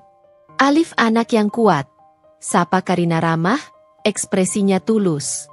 "Kevin juga baru baikan. Ini sedang main di kamarnya. Mari masuk, Mbak." Sarah tersenyum tipis, mencoba menutupi kecemasan di hatinya. "Iya, Karina. Sudah lumayan membaik. Ini aku bawakan donat untuk Kevin. Aku mau ngobrol sebentar dengannya. Boleh? Kebetulan aku juga ingin tanya tentang tugas sekolah Alif yang tertinggal." Karina mengangguk dan mempersilakan Sarah masuk ke kamar Kevin. Di sana, Kevin sedang asyik bermain video game di konsolnya, matanya terpaku pada layar. Sarah duduk di sampingnya di lantai, menyodorkan sekotak donat. "Hai, Kevin. Gimana kabarmu? Sudah baikan? Ini tante bawakan donat kesukaanmu." "Sudah tante," jawab Kevin, mengambil satu donat dengan tangan kanannya tanpa mengalihkan pandangan dari layar. Ia menggigitnya pelan. Sarah menarik napas dalam, merangkai kata-kata dengan hati-hati. Ia harus sangat berhati-hati dalam bertanya agar tidak menimbulkan kecurigaan atau membuat Kevin merasa diinterogasi. "Kevin, tante mau tanya sesuatu. Boleh?" Kevin mengangguk sambil mengunyah donat. "Kevin kan sering main di depan rumah, ya? Atau kadang main sama Tante Sinta di halaman?" Sarah memulai, nadanya selembut mungkin. "Dulu, Alif pernah cerita Tante Sinta sering kasih jajanan Kevin juga, ya? Jajanannya enak-enak, kan?" Kevin mengangguk lagi. Kali ini ia menoleh sedikit ke arah Sarah. "Iya, Tante Sinta baik. Sering kasih jajanan. Tapi kadang jajanannya aneh, Tante. Beda dari yang lain." Jantung Sarah berdegup kencang. Sebuah sinyal bahaya berkedip-kedip di benaknya. Aneh bagaimana? Kevin? Apa rasanya tidak enak? Ya aneh aja, Tante. Bentuknya nggak biasa, kecil-kecil, terus warnanya agak pucat. Bukan permen atau biskuit yang biasa aku makan. Pernah Tante Sinta kasih kayak permen tapi bukan permen. Terus aku kan lagi main sama Alif waktu itu. Tante Sinta bilang jangan dikasih tahu mama atau papa. Katanya itu rahasia Tante sama Alif dan aku. Kevin mengucapkannya dengan polos, tanpa beban. Namun setiap kata bagai hantaman keras bagi Sarah. Mata Sarah membelalak. Permen bukan permen? Rahasia? Ini dia. Ini pasti jajanan yang sama yang diberikan Sinta pada Alif, yang menyembunyikan zat berbahaya itu. Terus, Kevin makan jajanan itu. Sarah bertanya. Suaranya tercekat, takut mendengar jawabannya. Kevin menggelengkan kepalanya. Enggak, Tante. Aku nggak suka baunya. Baunya aneh. Kayak obat kutu atau obat serangga gitu. Terus waktu itu ada semut juga lewat. Malah mati pas kena jajanannya yang jatuh. Jadi aku takut, aku buang deh jajanannya ke tempat sampah. Tubuh Sarah menegang. Darahnya berdesir dingin. Semut mati? Bau seperti obat serangga? Ini bukan lagi sekadar kecurigaan. Ini adalah konfirmasi yang mengerikan. Perkataan polos Kevin menjadi saksi tak terduga yang menguatkan seluruh dugaan Sarah. Insektisida yang dicampur ke dalam jajanan. Betapa keji dan liciknya Sinta. Alif memang tidak memakan jajanan lain dari sekolah. Tetapi dia memakan jajanan, rahasia, pemberian Sinta.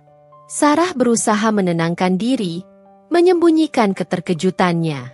Ia harus tetap tenang untuk mendapatkan informasi lebih lanjut. Kevin, apa Tante Sinta sering menerima paket juga di rumahnya? Paket belanja online? Sarah mencoba mengalihkan, ingin mendapatkan informasi lain yang mungkin berguna untuk melacak pembelian insektisida itu. Sering, Tante. Banyak sekali paketnya. Kadang aku bantu Tante Sinta mengambilnya kalau kurirnya datang. Yang kotak besar, yang kecil, yang plastik. Pokoknya banyak. Kevin menjawab dengan antusias. Matanya berbinar mengingat momen membantu tantenya. Banyak sekali, Tante. Seminggu bisa 2 atau 3 kali. Kadang kurirnya sampai hafal sama Tante Sinta. Sarah menghela napas lega. Meskipun ada rasa mual yang melilit perutnya. Ini adalah informasi yang sangat berharga. Jejak pembelian online yang ia temukan di grup WhatsApp Sinta, ditambah kesaksian Kevin tentang jajanan aneh yang berbau seperti insektisida dan frekuensi paket yang diterima Sinta dari berbagai ekspedisi. Semua kepingan puzzle perlahan mulai menyatu, membentuk gambaran yang semakin jelas, semakin mengerikan. Ini bukan lagi sekadar kecurigaan atau insting. Ini adalah bukti awal yang kuat, yang keluar dari mulut seorang saksi polos yang tak berdosa. Sarah tahu, ia semakin dekat dengan kebenaran. Ia berterima kasih pada Kevin, mengucapkan selamat tinggal pada Karina, dan melangkah keluar dari rumah itu dengan hati yang campur aduk antara rasa ngeri, jijik, dan tekad yang membara. Ia akan membongkar semua ini, tidak peduli apapun yang terjadi. Dengan informasi yang didapatkan dari Kevin, ditambah dengan jejak digital pembelian insektisida, tekad Sarah semakin membara, bercampur dengan kemarahan yang membuncah hingga ke ubun-ubun. Ia kini memiliki saksi mata, walau seorang anak kecil yang polos, dan bukti digital yang kuat. Namun, ia tahu itu belum cukup. Langkah selanjutnya adalah mendapatkan bukti visual yang tak terbantahkan, sebuah rekaman CCTV yang akan menjadi pukulan telak bagi kebohongan Sinta. Pagi itu, Rian memberitahu Sarah tentang hasil upayanya menghubungi pihak sekolah Alif. Mereka bilang CCTV di area kantin tidak mencakup seluruh sudut. Sayang, hanya pintu masuk dan area kasir, jadi sulit untuk melihat dengan jelas Alif makan apa atau diberi apa oleh siapapun di sana. Jelas Rian dengan nada lelah dan sedikit putus asa, seolah ingin Sarah menghentikan semua kecurigaan ini dan menerima takdir. Dan untuk area les melukis, Mereka bilang itu bukan bagian dari fasilitas sekolah, jadi tidak ada CCTV umum di luar gedung. Hati Sarah mencelos mendengar kabar itu. Ini adalah rintangan yang besar, sebuah dinding tebal yang menghalangi. Namun, ia tidak menyerah. Ia tahu ada cara lain, sebuah celah yang mungkin bisa ia manfaatkan. Ia teringat bahwa rumah Sinta memiliki CCTV yang terpasang dengan strategis di teras depan dan mengarah langsung ke jalan. Sinta memasangnya beberapa bulan lalu dengan alasan keamanan, bahkan sempat pamer kepada Sarah tentang fitur-fitur canggihnya. Mendapatkan akses ke rekaman CCTV Sinta adalah tantangan besar yang berisiko. Sinta tidak mungkin dengan sukarela memberikannya, apalagi jika ia tahu apa yang Sarah cari. Sarah memutar otak, mencoba mengingat kebiasaan Sinta. Ia teringat bahwa Sinta sering bepergian, dan ia juga tahu Sinta memiliki kebiasaan buruk meninggalkan perangkat tertentu dalam kondisi menyala atau tidak terkunci dengan aman, seperti laptopnya yang sering terbuka begitu saja atau ponselnya yang sering ditinggal mengisi daya di ruang tamu. Sarah menunggu momen yang tepat, sebuah celah kecil untuk melakukan misinya. Kesempatan itu datang saat Ibu Wati menghubungi Sinta dan mengajaknya berbelanja kebutuhan bulanan di supermarket yang cukup jauh dari rumah mereka. Mereka akan pergi cukup lama, setidaknya beberapa jam. Ini adalah kesempatan emas yang tidak boleh disia-siakan. Sarah, dengan jantung berdebar kencang di balik dadanya, menghubungi Rian. "Mas, Ibu minta aku ikut mengantar Alif kontrol ke dokter sore nanti. Tapi aku khawatir dengan Alif sendirian di rumah. Dia kan baru pulih. Bisakah Mas pulang lebih awal dari kantor?" Sarah berusaha membuat alasan yang meyakinkan agar Rian tidak curiga dengan niatnya yang sebenarnya. Padahal tujuannya adalah agar ia bisa punya waktu lebih luang untuk menjalankan misinya di rumah Sinta. Rian, yang selalu memprioritaskan Alif di atas segalanya, tanpa ragu setuju. "Baiklah, sayang. Aku akan usahakan pulang lebih cepat. Mungkin sekitar pukul 3 sore aku sudah di rumah. Jaga Alif baik-baik ya. Jangan sampai kelelahan lagi." Setelah Rian pergi, dan Alif asyik bermain dengan mainannya di kamarnya bersama pengasuh yang Sarah percayakan, Sarah bergegas menuju rumah Sinta. Ia pura-pura ingin meminjam sesuatu, sebuah mangkuk atau bumbu dapur yang sering ia pinjam dari Sinta. Alasan yang cukup sering mereka gunakan sebagai tetangga dekat dan adik kakak ipar. Beruntung, pintu rumah Sinta tidak terkunci, hanya tertutup rapat seperti biasa. Sarah memberanikan diri masuk, memanggil nama Sinta dengan suara yang cukup keras, berpura-pura mencarinya. "Sinta, kamu ada di rumah? Aku mau pinjam mangkukmu." Tidak ada jawaban, hanya keheningan. Sarah melangkah masuk lebih dalam ke ruang tamu, matanya dengan cepat menyapu seisi ruangan. Di meja kopi, ponsel Sinta tergeletak, sedang mengisi daya. Dan yang paling penting, laptopnya juga terbuka di sofa. Layarnya masih menyala menampilkan halaman media sosial yang penuh dengan foto-foto selfie Sinta. Dengan napas tertahan, jantungnya berpacu kencang, Sarah mendekati laptop itu. Ia tahu Sinta tidak pernah memasang password pada laptopnya jika hanya di rumah, karena dia merasa aman di lingkungannya sendiri. Jari-jari Sarah yang sedikit gemetar menari di atas keyboard, mencari folder atau aplikasi yang terhubung dengan sistem CCTV rumah. Ia menemukan sebuah aplikasi dengan ikon kamera pengawas yang familiar. Saat ia membukanya, muncul timeline rekaman yang bisa diputar ulang berdasarkan tanggal dan waktu. Sarah segera mengatur tanggal kedua hari sebelum Alif sakit, tepatnya pada Minggu sore, hari di mana ia melihat Sinta memberikan jajanan kepada Alif di depan gerbang les melukis. Ia menggulir rekaman video perlahan, menahan debaran jantungnya yang terasa seperti genderang. Pemandangan depan rumah Sinta muncul di layar. Beberapa saat kemudian, ia melihat Sinta keluar dari rumahnya dengan tas kecil di tangan, melangkah menuju gerbang. Tak lama, terlihat Alif dan Kevin berjalan pulang dari arah les melukis. Tawa mereka terdengar samar di rekaman. Rekaman itu menunjukkan Sinta menghampiri kedua anak itu, tersenyum manis, senyum yang kini terasa begitu menjijikkan bagi Sarah. Kemudian, Sinta mengeluarkan sesuatu dari tasnya. Terlihat jelas Sinta memberikan 2 bungkusan kecil berwarna pucat kepada Alif dan Kevin. Alif mengambilnya dengan riang, matanya berbinar polos, sementara Kevin, seperti yang ia ceritakan, memegang bungkusan itu sebentar, mencium baunya, sebelum menjatuhkannya ke tanah dengan ekspresi jijik. Sinta kemudian membungkuk, berbisik sesuatu kepada mereka, mungkin tentang rahasia itu.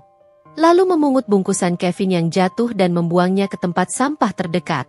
Lalu, yang membuat Sarah terkesiap, Sinta melirik sekilas ke arah kamera CCTV rumahnya sendiri, seperti memastikan rekaman itu menangkap adegan kebaikan palsunya. Setelah itu, ia tersenyum tipis. Senyum yang sama persis seperti yang Sarah lihat di IGD, senyum penuh kepuasan dan licik. Air mata Sarah menetes deras. Bukan lagi air mata kesedihan atau keputusasaan, melainkan air mata amarah yang membakar dan kengerian akan kejahatan yang baru saja terkuak. Ini dia, bukti visual yang ia butuhkan, bukti yang tak bisa dibantah oleh siapapun. Sinta sengaja merekam aksinya yang pura-pura baik, memberikan jajanan kepada keponakannya, seolah ingin menunjukkan betapa perhatian dan penyayangnya dia pada Alif. Padahal, di balik bungkusan itu, ada racun yang membahayakan nyawa Alif, yang bisa saja merenggut hidup putra semata wayangnya. Betapa keji dan liciknya Sinta. Sarah segera mencari cara untuk mengunduh atau merekam video itu. Ia menemukan opsi untuk menyalin rekaman ke flash drive. Tangannya bergerak cepat dan terampil, menyalin beberapa menit rekaman yang menunjukkan interaksi Sinta dengan Alif dan Kevin, serta ekspresi licik Sinta setelahnya. Ia juga menemukan beberapa rekaman lain yang menunjukkan Sinta menerima paket-paket dari jasa ekspedisi berbeda dalam beberapa minggu terakhir. Semua rekaman itu ia simpan dalam flash drive kecil yang tersembunyi. Setelah selesai, Sarah segera menyimpan flash drive itu di dalam kantung celananya dan merapikan kembali laptop Sinta seperti semula, seolah tidak pernah ada yang menyentuhnya. Ia keluar dari rumah Sinta dengan perasaan campur aduk. Lega karena akhirnya mendapatkan bukti kuat, namun juga jijik dan muak pada kebusukan yang baru saja terungkap dari dalam lingkaran keluarganya sendiri. Kini ia memiliki jejak digital pembelian, kesaksian langsung dari anak kecil, dan rekaman CCTV yang tak terbantahkan. Kepingan puzzle itu kini sudah lengkap. Ia memiliki senjata ampuh. Dan kini, Sarah tahu, saatnya untuk membalas perbuatan keji itu dengan lebih menyakitkan. Rekaman CCTV yang tersimpan aman di dalam sebuah flash drive kecil itu kini terasa seperti sebuah bom waktu di tangan Sarah. Ia sudah memiliki 3 keping puzzle utama yang ia cari. Unggahan media sosial Sinta di apotek dengan bungkusan mencurigakan, kesaksian polos Kevin tentang jajanan aneh yang berbau seperti obat serangga dan insiden semut yang mati, serta bukti visual Sinta yang tak terbantahkan, yang menunjukkan Sinta memberikan jajanan itu kepada Alif lengkap dengan senyum liciknya. Kebenaran yang selama ini samar, kini terpampang nyata dan mengerikan, menampar wajah Sarah dengan kenyataan pahit. 2 hari berikutnya, Sarah menjalani perannya sebagai ibu yang telaten merawat anaknya, dan istri yang normal di depan Rian. Menjaga sikapnya seolah tak ada yang salah, namun pikirannya bekerja keras tanpa henti, menyusun strategi. Amarahnya tidak lagi meledak-ledak seperti api yang membakar, melainkan berubah menjadi tekad yang dingin, tenang, dan perhitungan. Ia tidak ingin Sinta hanya sekadar mengakui perbuatannya dan meminta maaf. Sarah ingin Sinta merasakan sakit yang setimpal, lebih dari sekadar fitnah yang ia terima, lebih dari sekadar rasa malu yang akan Sinta rasakan. Sinta telah membahayakan nyawa putranya, Alif, seorang anak tak berdosa. Itu tak termaafkan.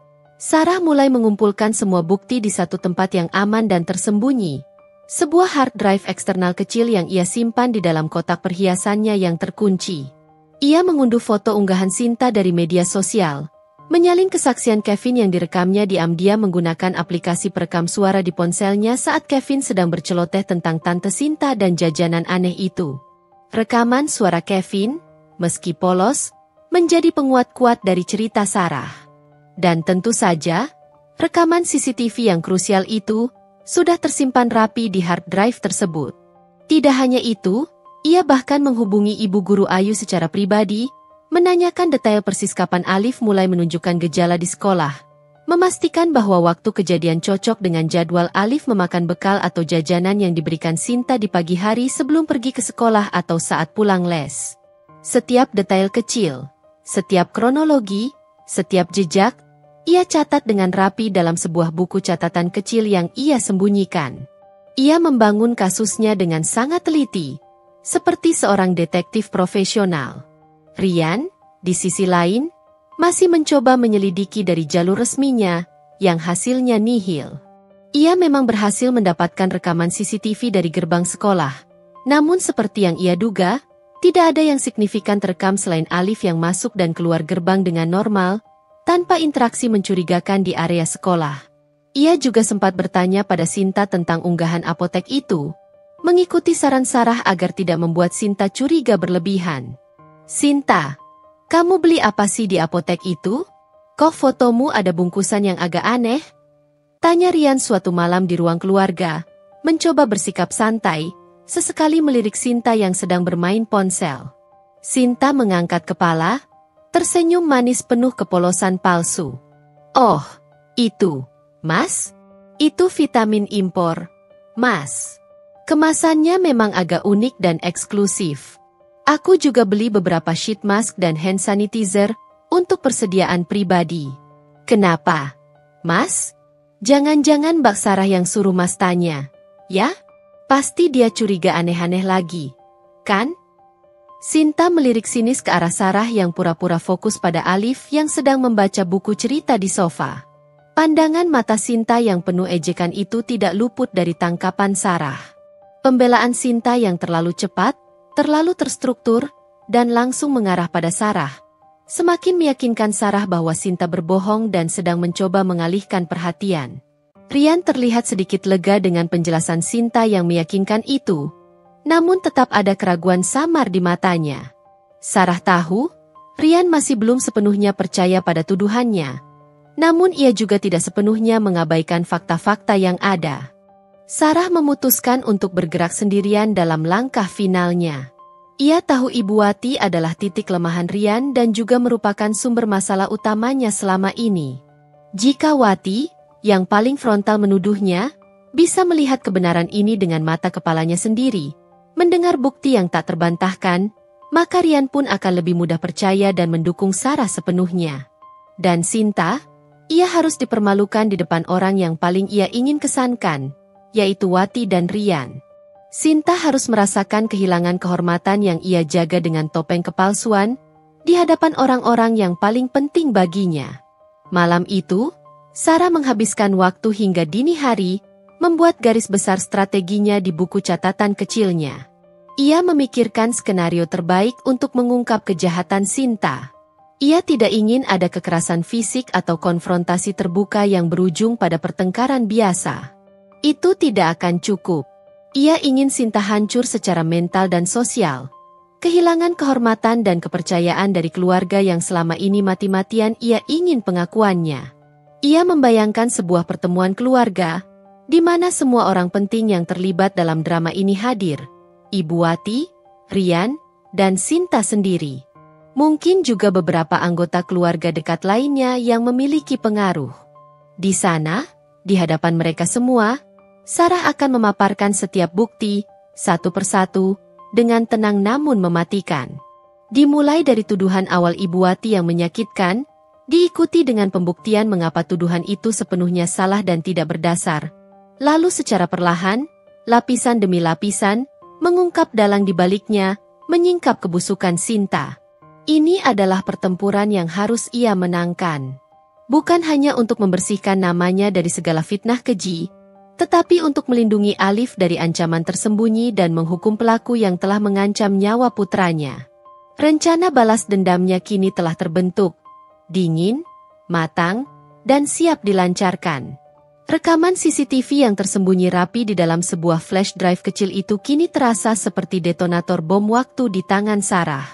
Ia sudah memiliki 3 keping puzzle utama yang tak terbantahkan.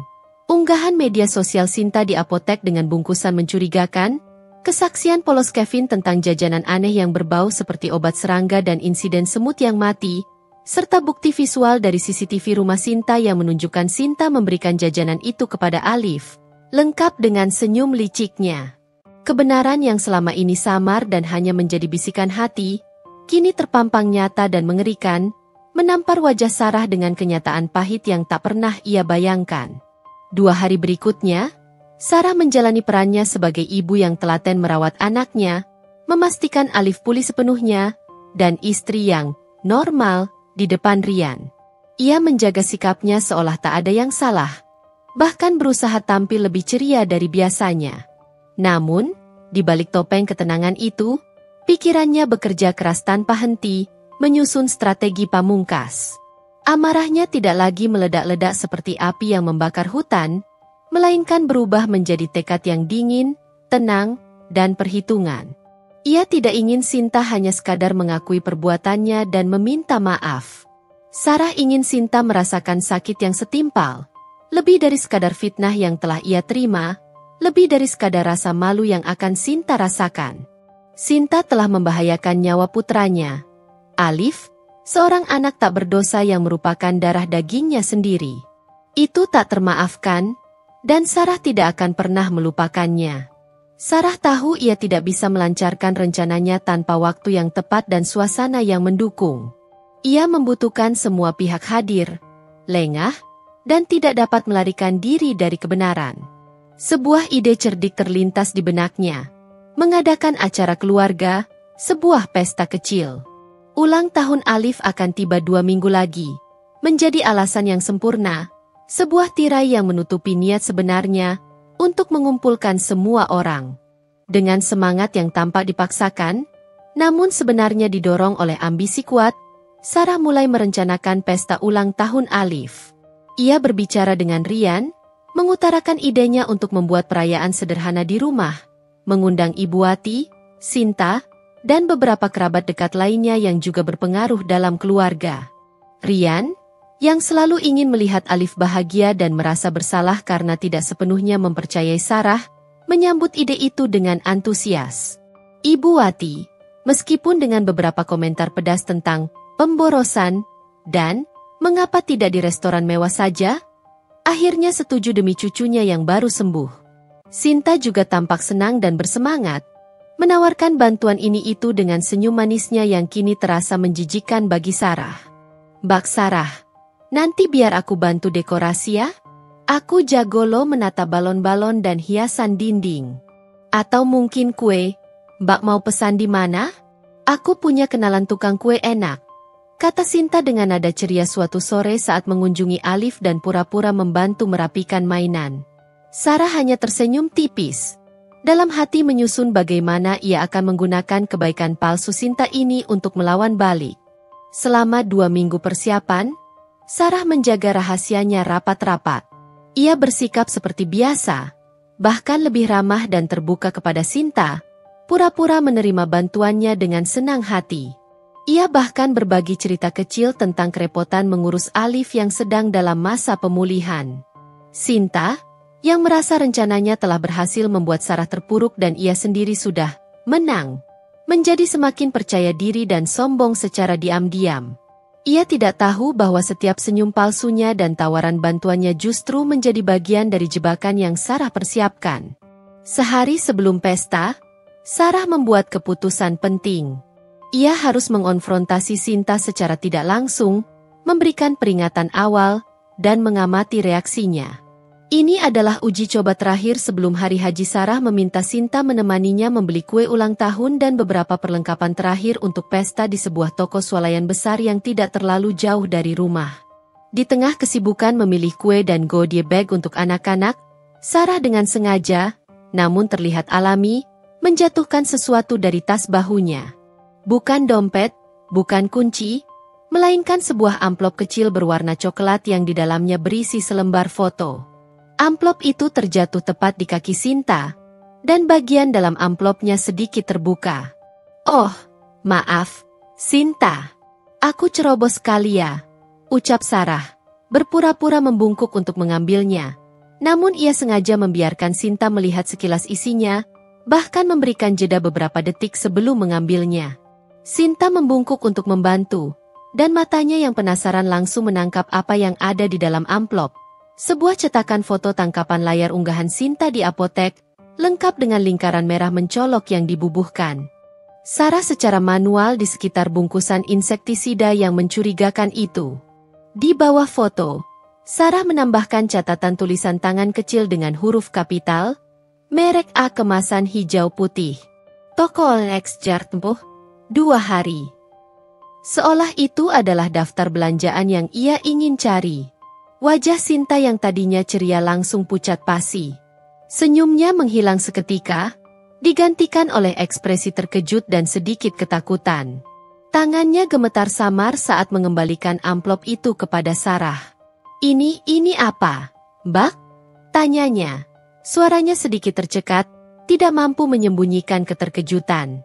Sarah tersenyum dingin, senyum yang tak sampai ke matanya. Tatapannya menusuk tajam langsung ke mata Sinta.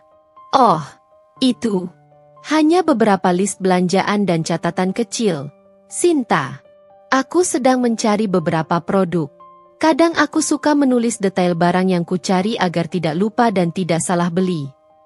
Ia mengambil amplop itu, memasukkannya kembali ke tasnya dengan santai, seolah tidak ada yang aneh. Kenapa? Kamu terlihat kaget sekali? Apa ada sesuatu yang salah dengan list belanjaku? Sinta menggeleng cepat, berusaha keras menguasai diri dan memasang kembali topeng keramahannya. Tidak ada apa-apa, Mbak. Hanya, aku kira apa tadi? Tulisan Mbak juga kecil-kecil sekali. Ia mencoba tertawa sumbang, namun tawanya terdengar hampa. Matanya berulang kali melirik tas Sarah dengan cemas, seolah ingin memastikan isi amplop itu. Sarah memperhatikan perubahan ekspresi Sinta dengan seksama. Wajahnya yang tadinya ceria dan penuh percaya diri kini diselimuti ketakutan dan kebingungan yang jelas. Sinta mulai menghindari kontak mata, dan tangannya seringkali menyentuh lehernya atau mengusap lengan atasnya. Sebuah gestur yang Sarah tahu adalah tanda kecemasan dan ketidaknyamanan Sinta yang parah. Pertemuan singkat di swalayan itu adalah sebuah kemenangan kecil yang signifikan bagi Sarah. Sinta kini tahu bahwa Sarah sudah mengetahui sesuatu, bahwa rahasianya tidak lagi aman. Ketakutan itu akan membuat Sinta lengah, dan itu adalah kunci dari seluruh rencana besar Sarah. Sarah tidak mengatakan apa-apa lagi. Ia hanya tersenyum samar, menyimpan kepuasan kecil di dalam hatinya. Biarkan Sinta tenggelam dalam kecemasannya sendiri, merenungkan apa yang Sarah ketahui dan seberapa banyak. Malam itu, di rumahnya, Sarah kembali mempersiapkan semua bukti yang telah ia kumpulkan. Hard drive eksternal yang berisi foto, rekaman suara Kevin, dan video CCTV, sudah terhubung ke proyektor kecil yang akan ia sembunyikan dengan rapi. Ia bahkan menyiapkan lembaran ringkasan kronologis kejadian, dengan tanggal dan waktu yang akurat, agar presentasinya nanti sempurna dan tidak ada celah untuk dibantah. Malam menjelang hari ulang tahun Alif terasa sangat panjang bagi Sarah. Ia memejamkan mata, memikirkan kembali wajah polos Alif yang sakit, yang nyaris kehilangan nyawanya, dan tuduhan Ibu Wati yang menyakitkan yang mengoyak harga dirinya sebagai seorang ibu. Api balas dendam di hatinya semakin berkobar, membakar semua keraguan. Besok adalah harinya. Hari di mana semua kebusukan akan terungkap, hari di mana Sinta akan menerima akibat yang setimpal dari perbuatan kejinya. Hari ulang tahun Alif tiba. Rumah Sarah dihias meriah dengan balon warna-warni dan pita. Aroma kue dan masakan memenuhi udara, menciptakan suasana ceria yang kontras dengan ketegangan di hati Sarah. Alif tampak sangat gembira. Senyumnya tak lepas dari bibirnya, membuat hati Sarah sedikit menghangat di tengah misi beratnya.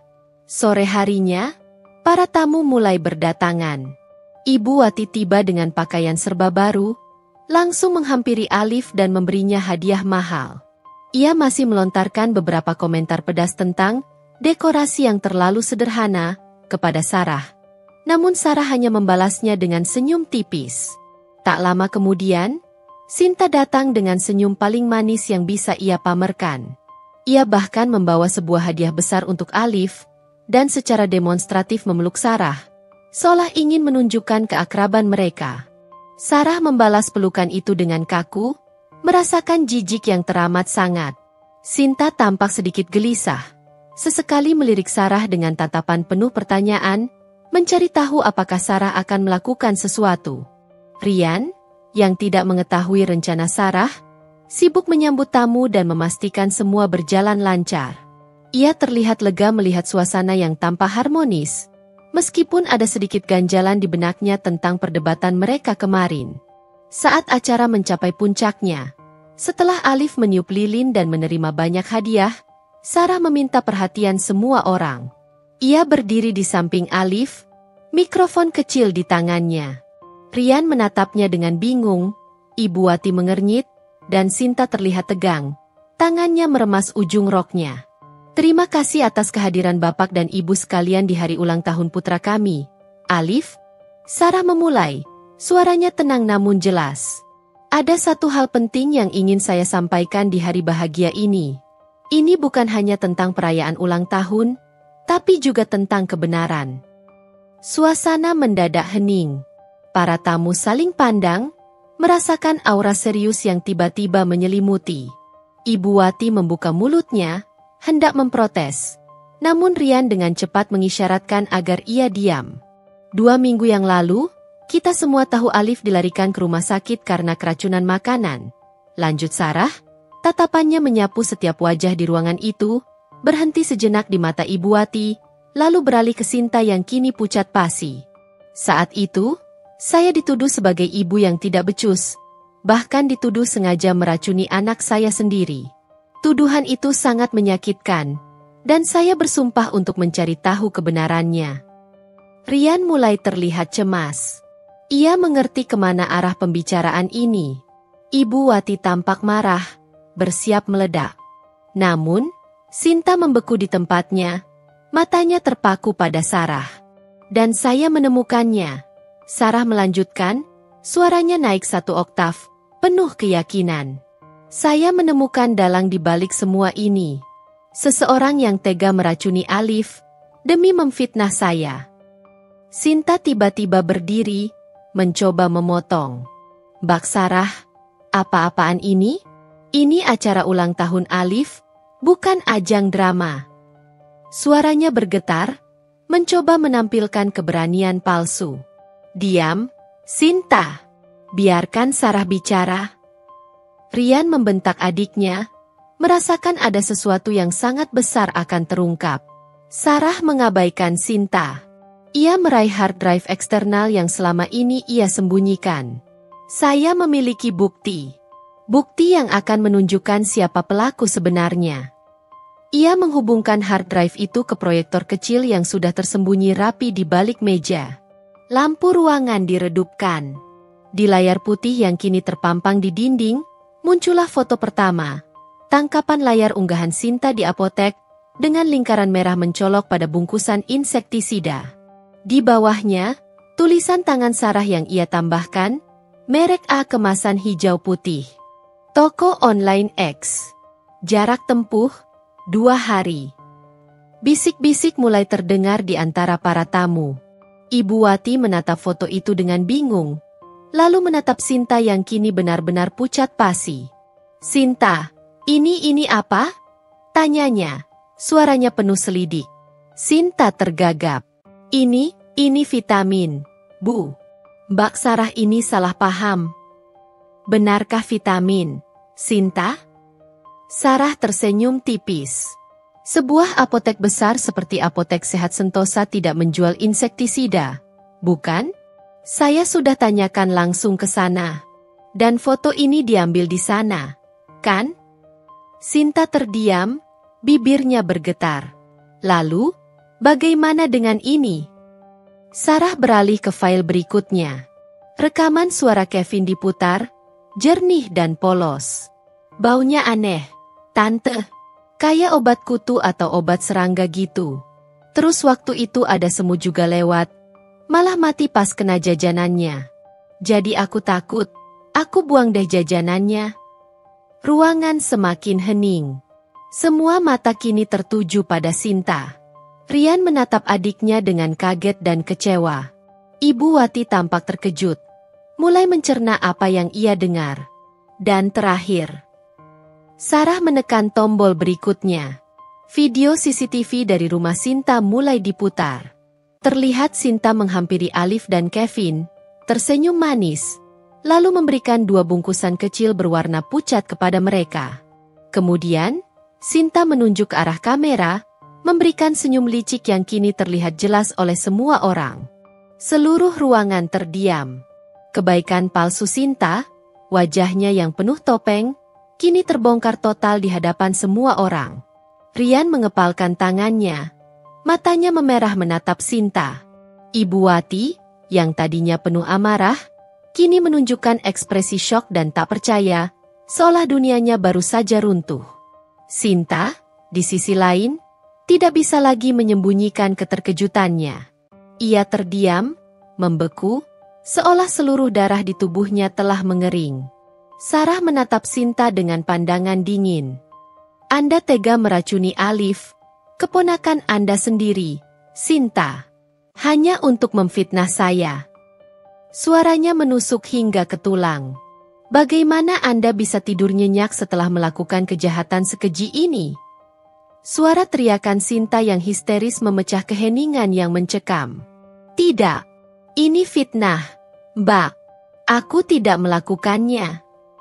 Ia menatap Sarah dengan mata melotot, penuh kebencian dan kepanikan, mencoba mengenyahkan bukti yang terpampang di depan mata semua orang. Namun, Rian sudah terlebih dahulu menarik Sinta menjauh dari proyektor. Wajahnya merah padam, menahan amarah yang meluap. Sinta, cukup. Kamu sudah dengar semuanya. Kamu tidak bisa mengelak lagi. Ibu Wati, yang tadinya terdiam kaku, kini bangkit. Tatapan matanya yang dulu penuh tuduhan pada Sarah, kini beralih pada Sinta dengan sorot tak percaya bercampur kecewa mendalam. Sinta, benarkah ini? Kamu tega meracuni Alif, keponakanmu sendiri? Demi memfitnah Sarah? Suara Wati bergetar, seolah dunianya baru saja runtuh. Terpojok dan tak bisa mengelak, Sinta akhirnya ambruk, menangis meraung-raung. Dalam isak tangisnya yang tak beraturan, ia mulai mengakui semuanya, meski tidak secara sukarela. Aku tidak suka Sarah, Bu. Dia selalu terlihat sempurna di mata Mas Rian. Aku ingin menyingkirkannya. Aku ingin Mas Rian menceraikannya. Aku tidak tahu racun itu akan seberbahaya ini. Aku hanya ingin dia dicap buruk. Pengakuan Sinta yang spontan dan penuh kebencian itu menghantam semua orang seperti badai. Para kerabat menatap Sinta dengan jijik dan tak percaya. Ibu Wati memegangi kepalanya, tidak sanggup menerima kenyataan bahwa putrinya sendiri adalah dalang di balik semua kekacauan ini. Rian mencengkeram lengan Sinta, matanya berkilat marah. Ia tak menyangka adiknya bisa bertindak sekeji itu. Sarah berdiri tegak, memandang kehancuran Sinta. Tidak ada rasa puas yang membara, hanya kekosongan yang dalam. Kebenaran telah terungkap, namun harganya terlalu mahal. Air mata kembali membasahi pipinya, bukan karena sedih, melainkan karena rasa lega dan juga kesadaran akan luka yang terukir dalam keluarganya. Suasana pesta ulang tahun Alif yang tadinya riang, kini berubah menjadi medan perang emosional yang menghancurkan. Setelah pengakuan Sinta yang histeris, beberapa kerabat yang menyaksikan langsung drama itu mulai berbisik-bisik.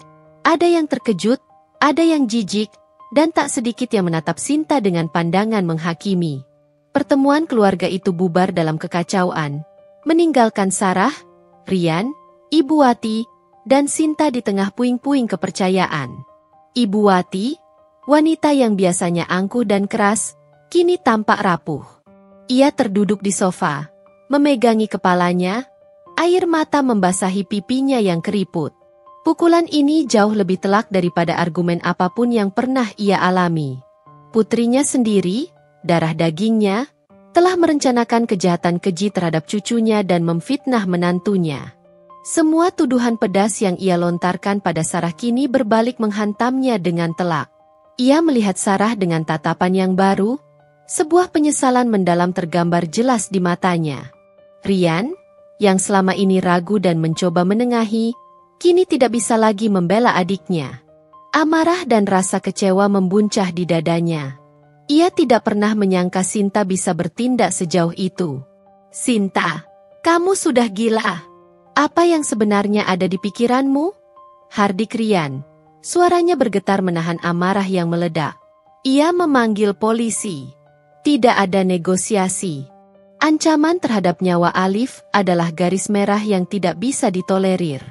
Sinta, yang masih terisak-isak, mencoba memohon. Mas, aku tidak bermaksud. Aku janji tidak akan mengulanginya." "Tidak ada lagi janji. Sinta, kamu sudah melewati batas. Kamu membahayakan nyawa anakku." Rian berteriak, matanya memerah. Tak lama kemudian, 2 orang polisi tiba di rumah itu, dipanggil oleh Rian. Dengan bukti-bukti yang Sarah serahkan, cetakan foto unggahan Sinta, rekaman suara Kevin yang menjadi saksi mata, dan rekaman CCTV yang menunjukkan Sinta memberikan jajanan kepada Alif, pihak kepolisian segera bertindak. Sinta dibawa pergi untuk menjalani pemeriksaan lebih lanjut. Jerit tangis dan permohonan Sinta untuk tidak dibawa polisi menggema di rumah itu, namun tak ada lagi yang menaruh simpati. Setelah kepergian Sinta dan polisi, keheningan yang berat menyelimuti rumah. Sarah mendekati Rian, yang kini terdapan duduk lemah di sofa. "Mas." Rian mendongak, matanya penuh penyesalan. "Sarah, Aku minta maaf. Aku tidak seharusnya meragukanmu. Aku tidak tahu adikku bisa sekeji ini. Maafkan aku." Suaranya pecah. Ia memeluk Sarah erat-erat, seolah ingin menebus semua keraguan dan pembelaannya terhadap Sinta. Sarah membalas pelukan Rian, air matanya menetes lagi. Kali ini bukan karena amarah, melainkan lega dan kesedihan yang mendalam. Keluarga mereka telah melewati badai ini, namun luka yang ditimbulkan tak akan mudah sembuh. Ibu Wati mendekati mereka berdua, wajahnya yang biasanya keras kini dihiasi air mata penyesalan. Ia memegang tangan Sarah. Maafkan ibu. Maafkan semua perkataan ibu selama ini. Ibu salah menilaimu. Ibu tidak tahu, tidak menyangka Sinta." Suaranya tercekat. Untuk pertama kalinya, Sarah melihat ketulusan di mata Ibu Wati. Momen itu adalah titik balik. Hubungan Sarah dengan Ibu Wati, yang selama ini dipenuhi ketegangan, perlahan mulai melunak. Kehancuran Sinta menjadi pelajaran pahit bagi semua. Sarah tahu, proses hukum untuk Sinta akan panjang dan menyakitkan. Namun ia harus melanjutkannya demi keadilan bagi Alif.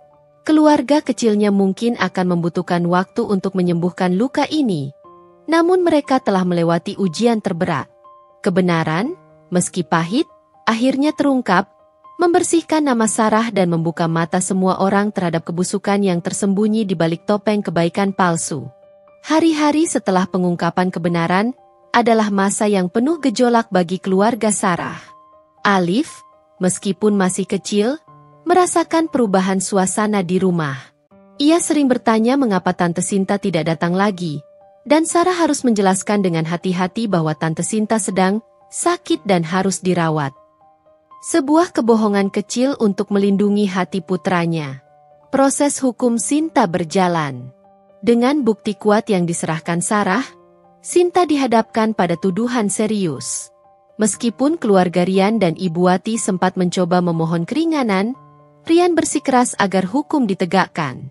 Ia sadar, ini bukan lagi masalah keluarga, melainkan kejahatan yang membahayakan nyawa putranya.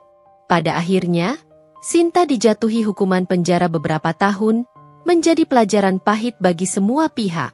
Kepergian Sinta, dan terutama pengakuannya, menjadi katalis perubahan dalam dinamika keluarga. Ibu Wati benar-benar berubah. Rasa bersalah yang mendalam atas tuduhan-tuduhannya kepada Sarah, dan rasa malu atas perbuatan putrinya sendiri, meluluhkan keangkuhannya. Ia menjadi lebih lembut, lebih perhatian, dan yang paling penting, Ia mulai memperlakukan Sarah sebagai putrinya sendiri, bukan lagi menantu yang selalu salah. Ia sering datang membantu mengurus Alif, membawakan makanan, dan bahkan secara terbuka meminta maaf kepada Sarah berkali-kali. "Maafkan ibu, Nak. Ibu benar-benar buta. Kamu ibu yang baik, Sarah. Ibu yang terbaik untuk Alif," ucap Ibu Wati suatu sore, memeluk Sarah erat. Air mata Sarah menetes, bukan karena sakit hati masa lalu, tapi karena kelegaan dan harapan akan masa depan yang lebih baik. Rian dan Sarah juga menemukan kembali kedekatan mereka. Badai ini, meskipun hampir merenggut segalanya, justru memperkuat ikatan di antara mereka. Rian belajar untuk lebih percaya pada insting dan perkataan Sarah, serta menyadari pentingnya mendukung pasangannya sepenuhnya. Mereka sering menghabiskan waktu berbicara, menyembuhkan luka batin bersama-sama. "Aku janji, Sarah, tidak akan ada lagi yang bisa menyakitimu atau Alif," kata Rian suatu malam, menggenggam tangan Sarah dengan erat. Sarah membalas genggaman itu, merasakan kehangatan dan keamanan.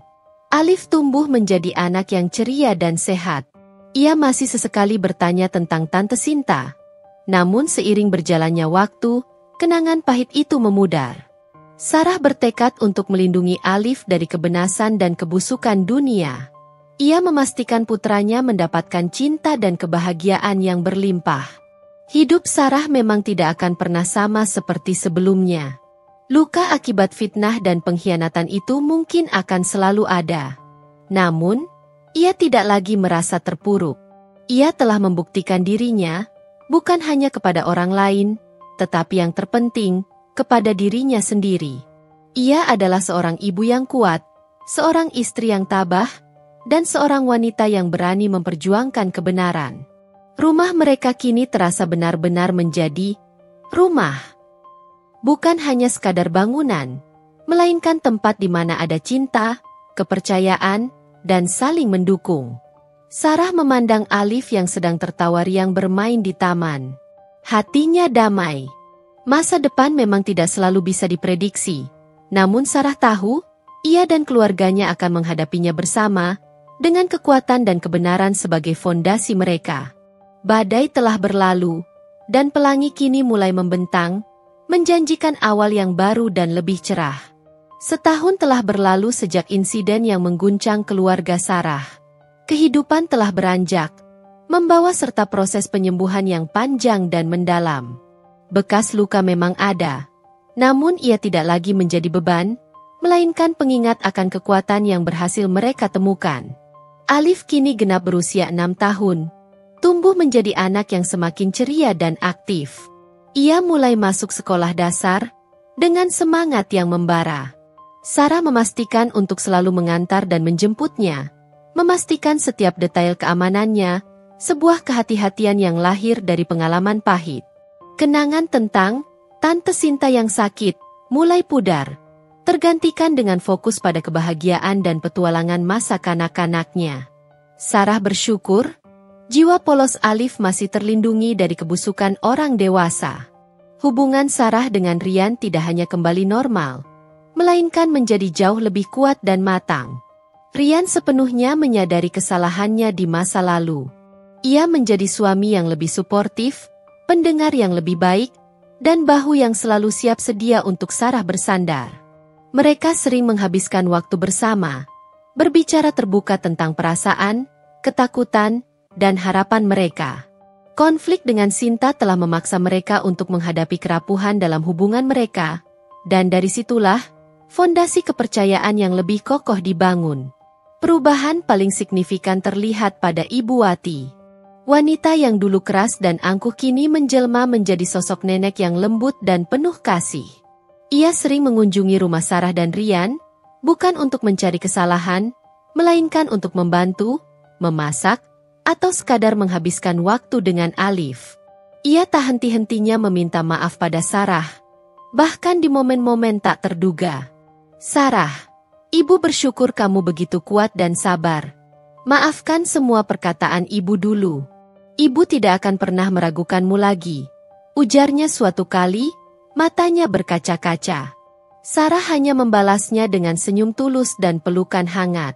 Rasa sakit dari masa lalu memang tidak sepenuhnya hilang, tetapi ia telah belajar memaafkan, terutama demi kedamaian hatinya dan demi Alif. Sinta sendiri, setelah menjalani proses hukum dan menerima hukuman atas perbuatannya, perlahan mulai menyadari kesalahannya. Dari balik jeruji, ia menulis surat permintaan maaf kepada Sarah dan Rian, sebuah pengakuan penyesalan yang terlambat namun tulus. Sarah membaca surat itu tanpa emosi yang meluap-luap. Ia tahu, jalan Sinta untuk penebusan masih panjang, namun setidaknya, ada secercah harapan bagi wanita itu. Sarah tidak lagi merasa dibayangi oleh ketakutan atau amarah. Pengalaman pahit itu telah mengubahnya menjadi wanita yang lebih tangguh, lebih bijaksana, dan lebih mampu menghargai kebahagiaan sederhana. Ia memahami bahwa hidup adalah tentang menghadapi badai, belajar darinya, dan bangkit kembali dengan kekuatan yang baru. Rumah mereka, yang dulu sempat terasa seperti medan pertempuran, kini benar-benar menjadi oase ketenangan dan kebahagiaan. Ruang keluarga dipenuhi tawa Alif, aroma masakan yang dimasak bersama, dan bisikan cinta dari Sarah dan Rian. Mereka telah melewati api, dan dari abu kehancuran, sebuah keluarga yang lebih kuat, lebih saling mencintai, dan lebih jujur telah lahir. Sarah memandang keluar jendela, ke arah langit biru yang membentang luas. Hari-hari kelabu telah berlalu, dan masa depan yang cerah menanti, penuh dengan harapan dan kedamaian.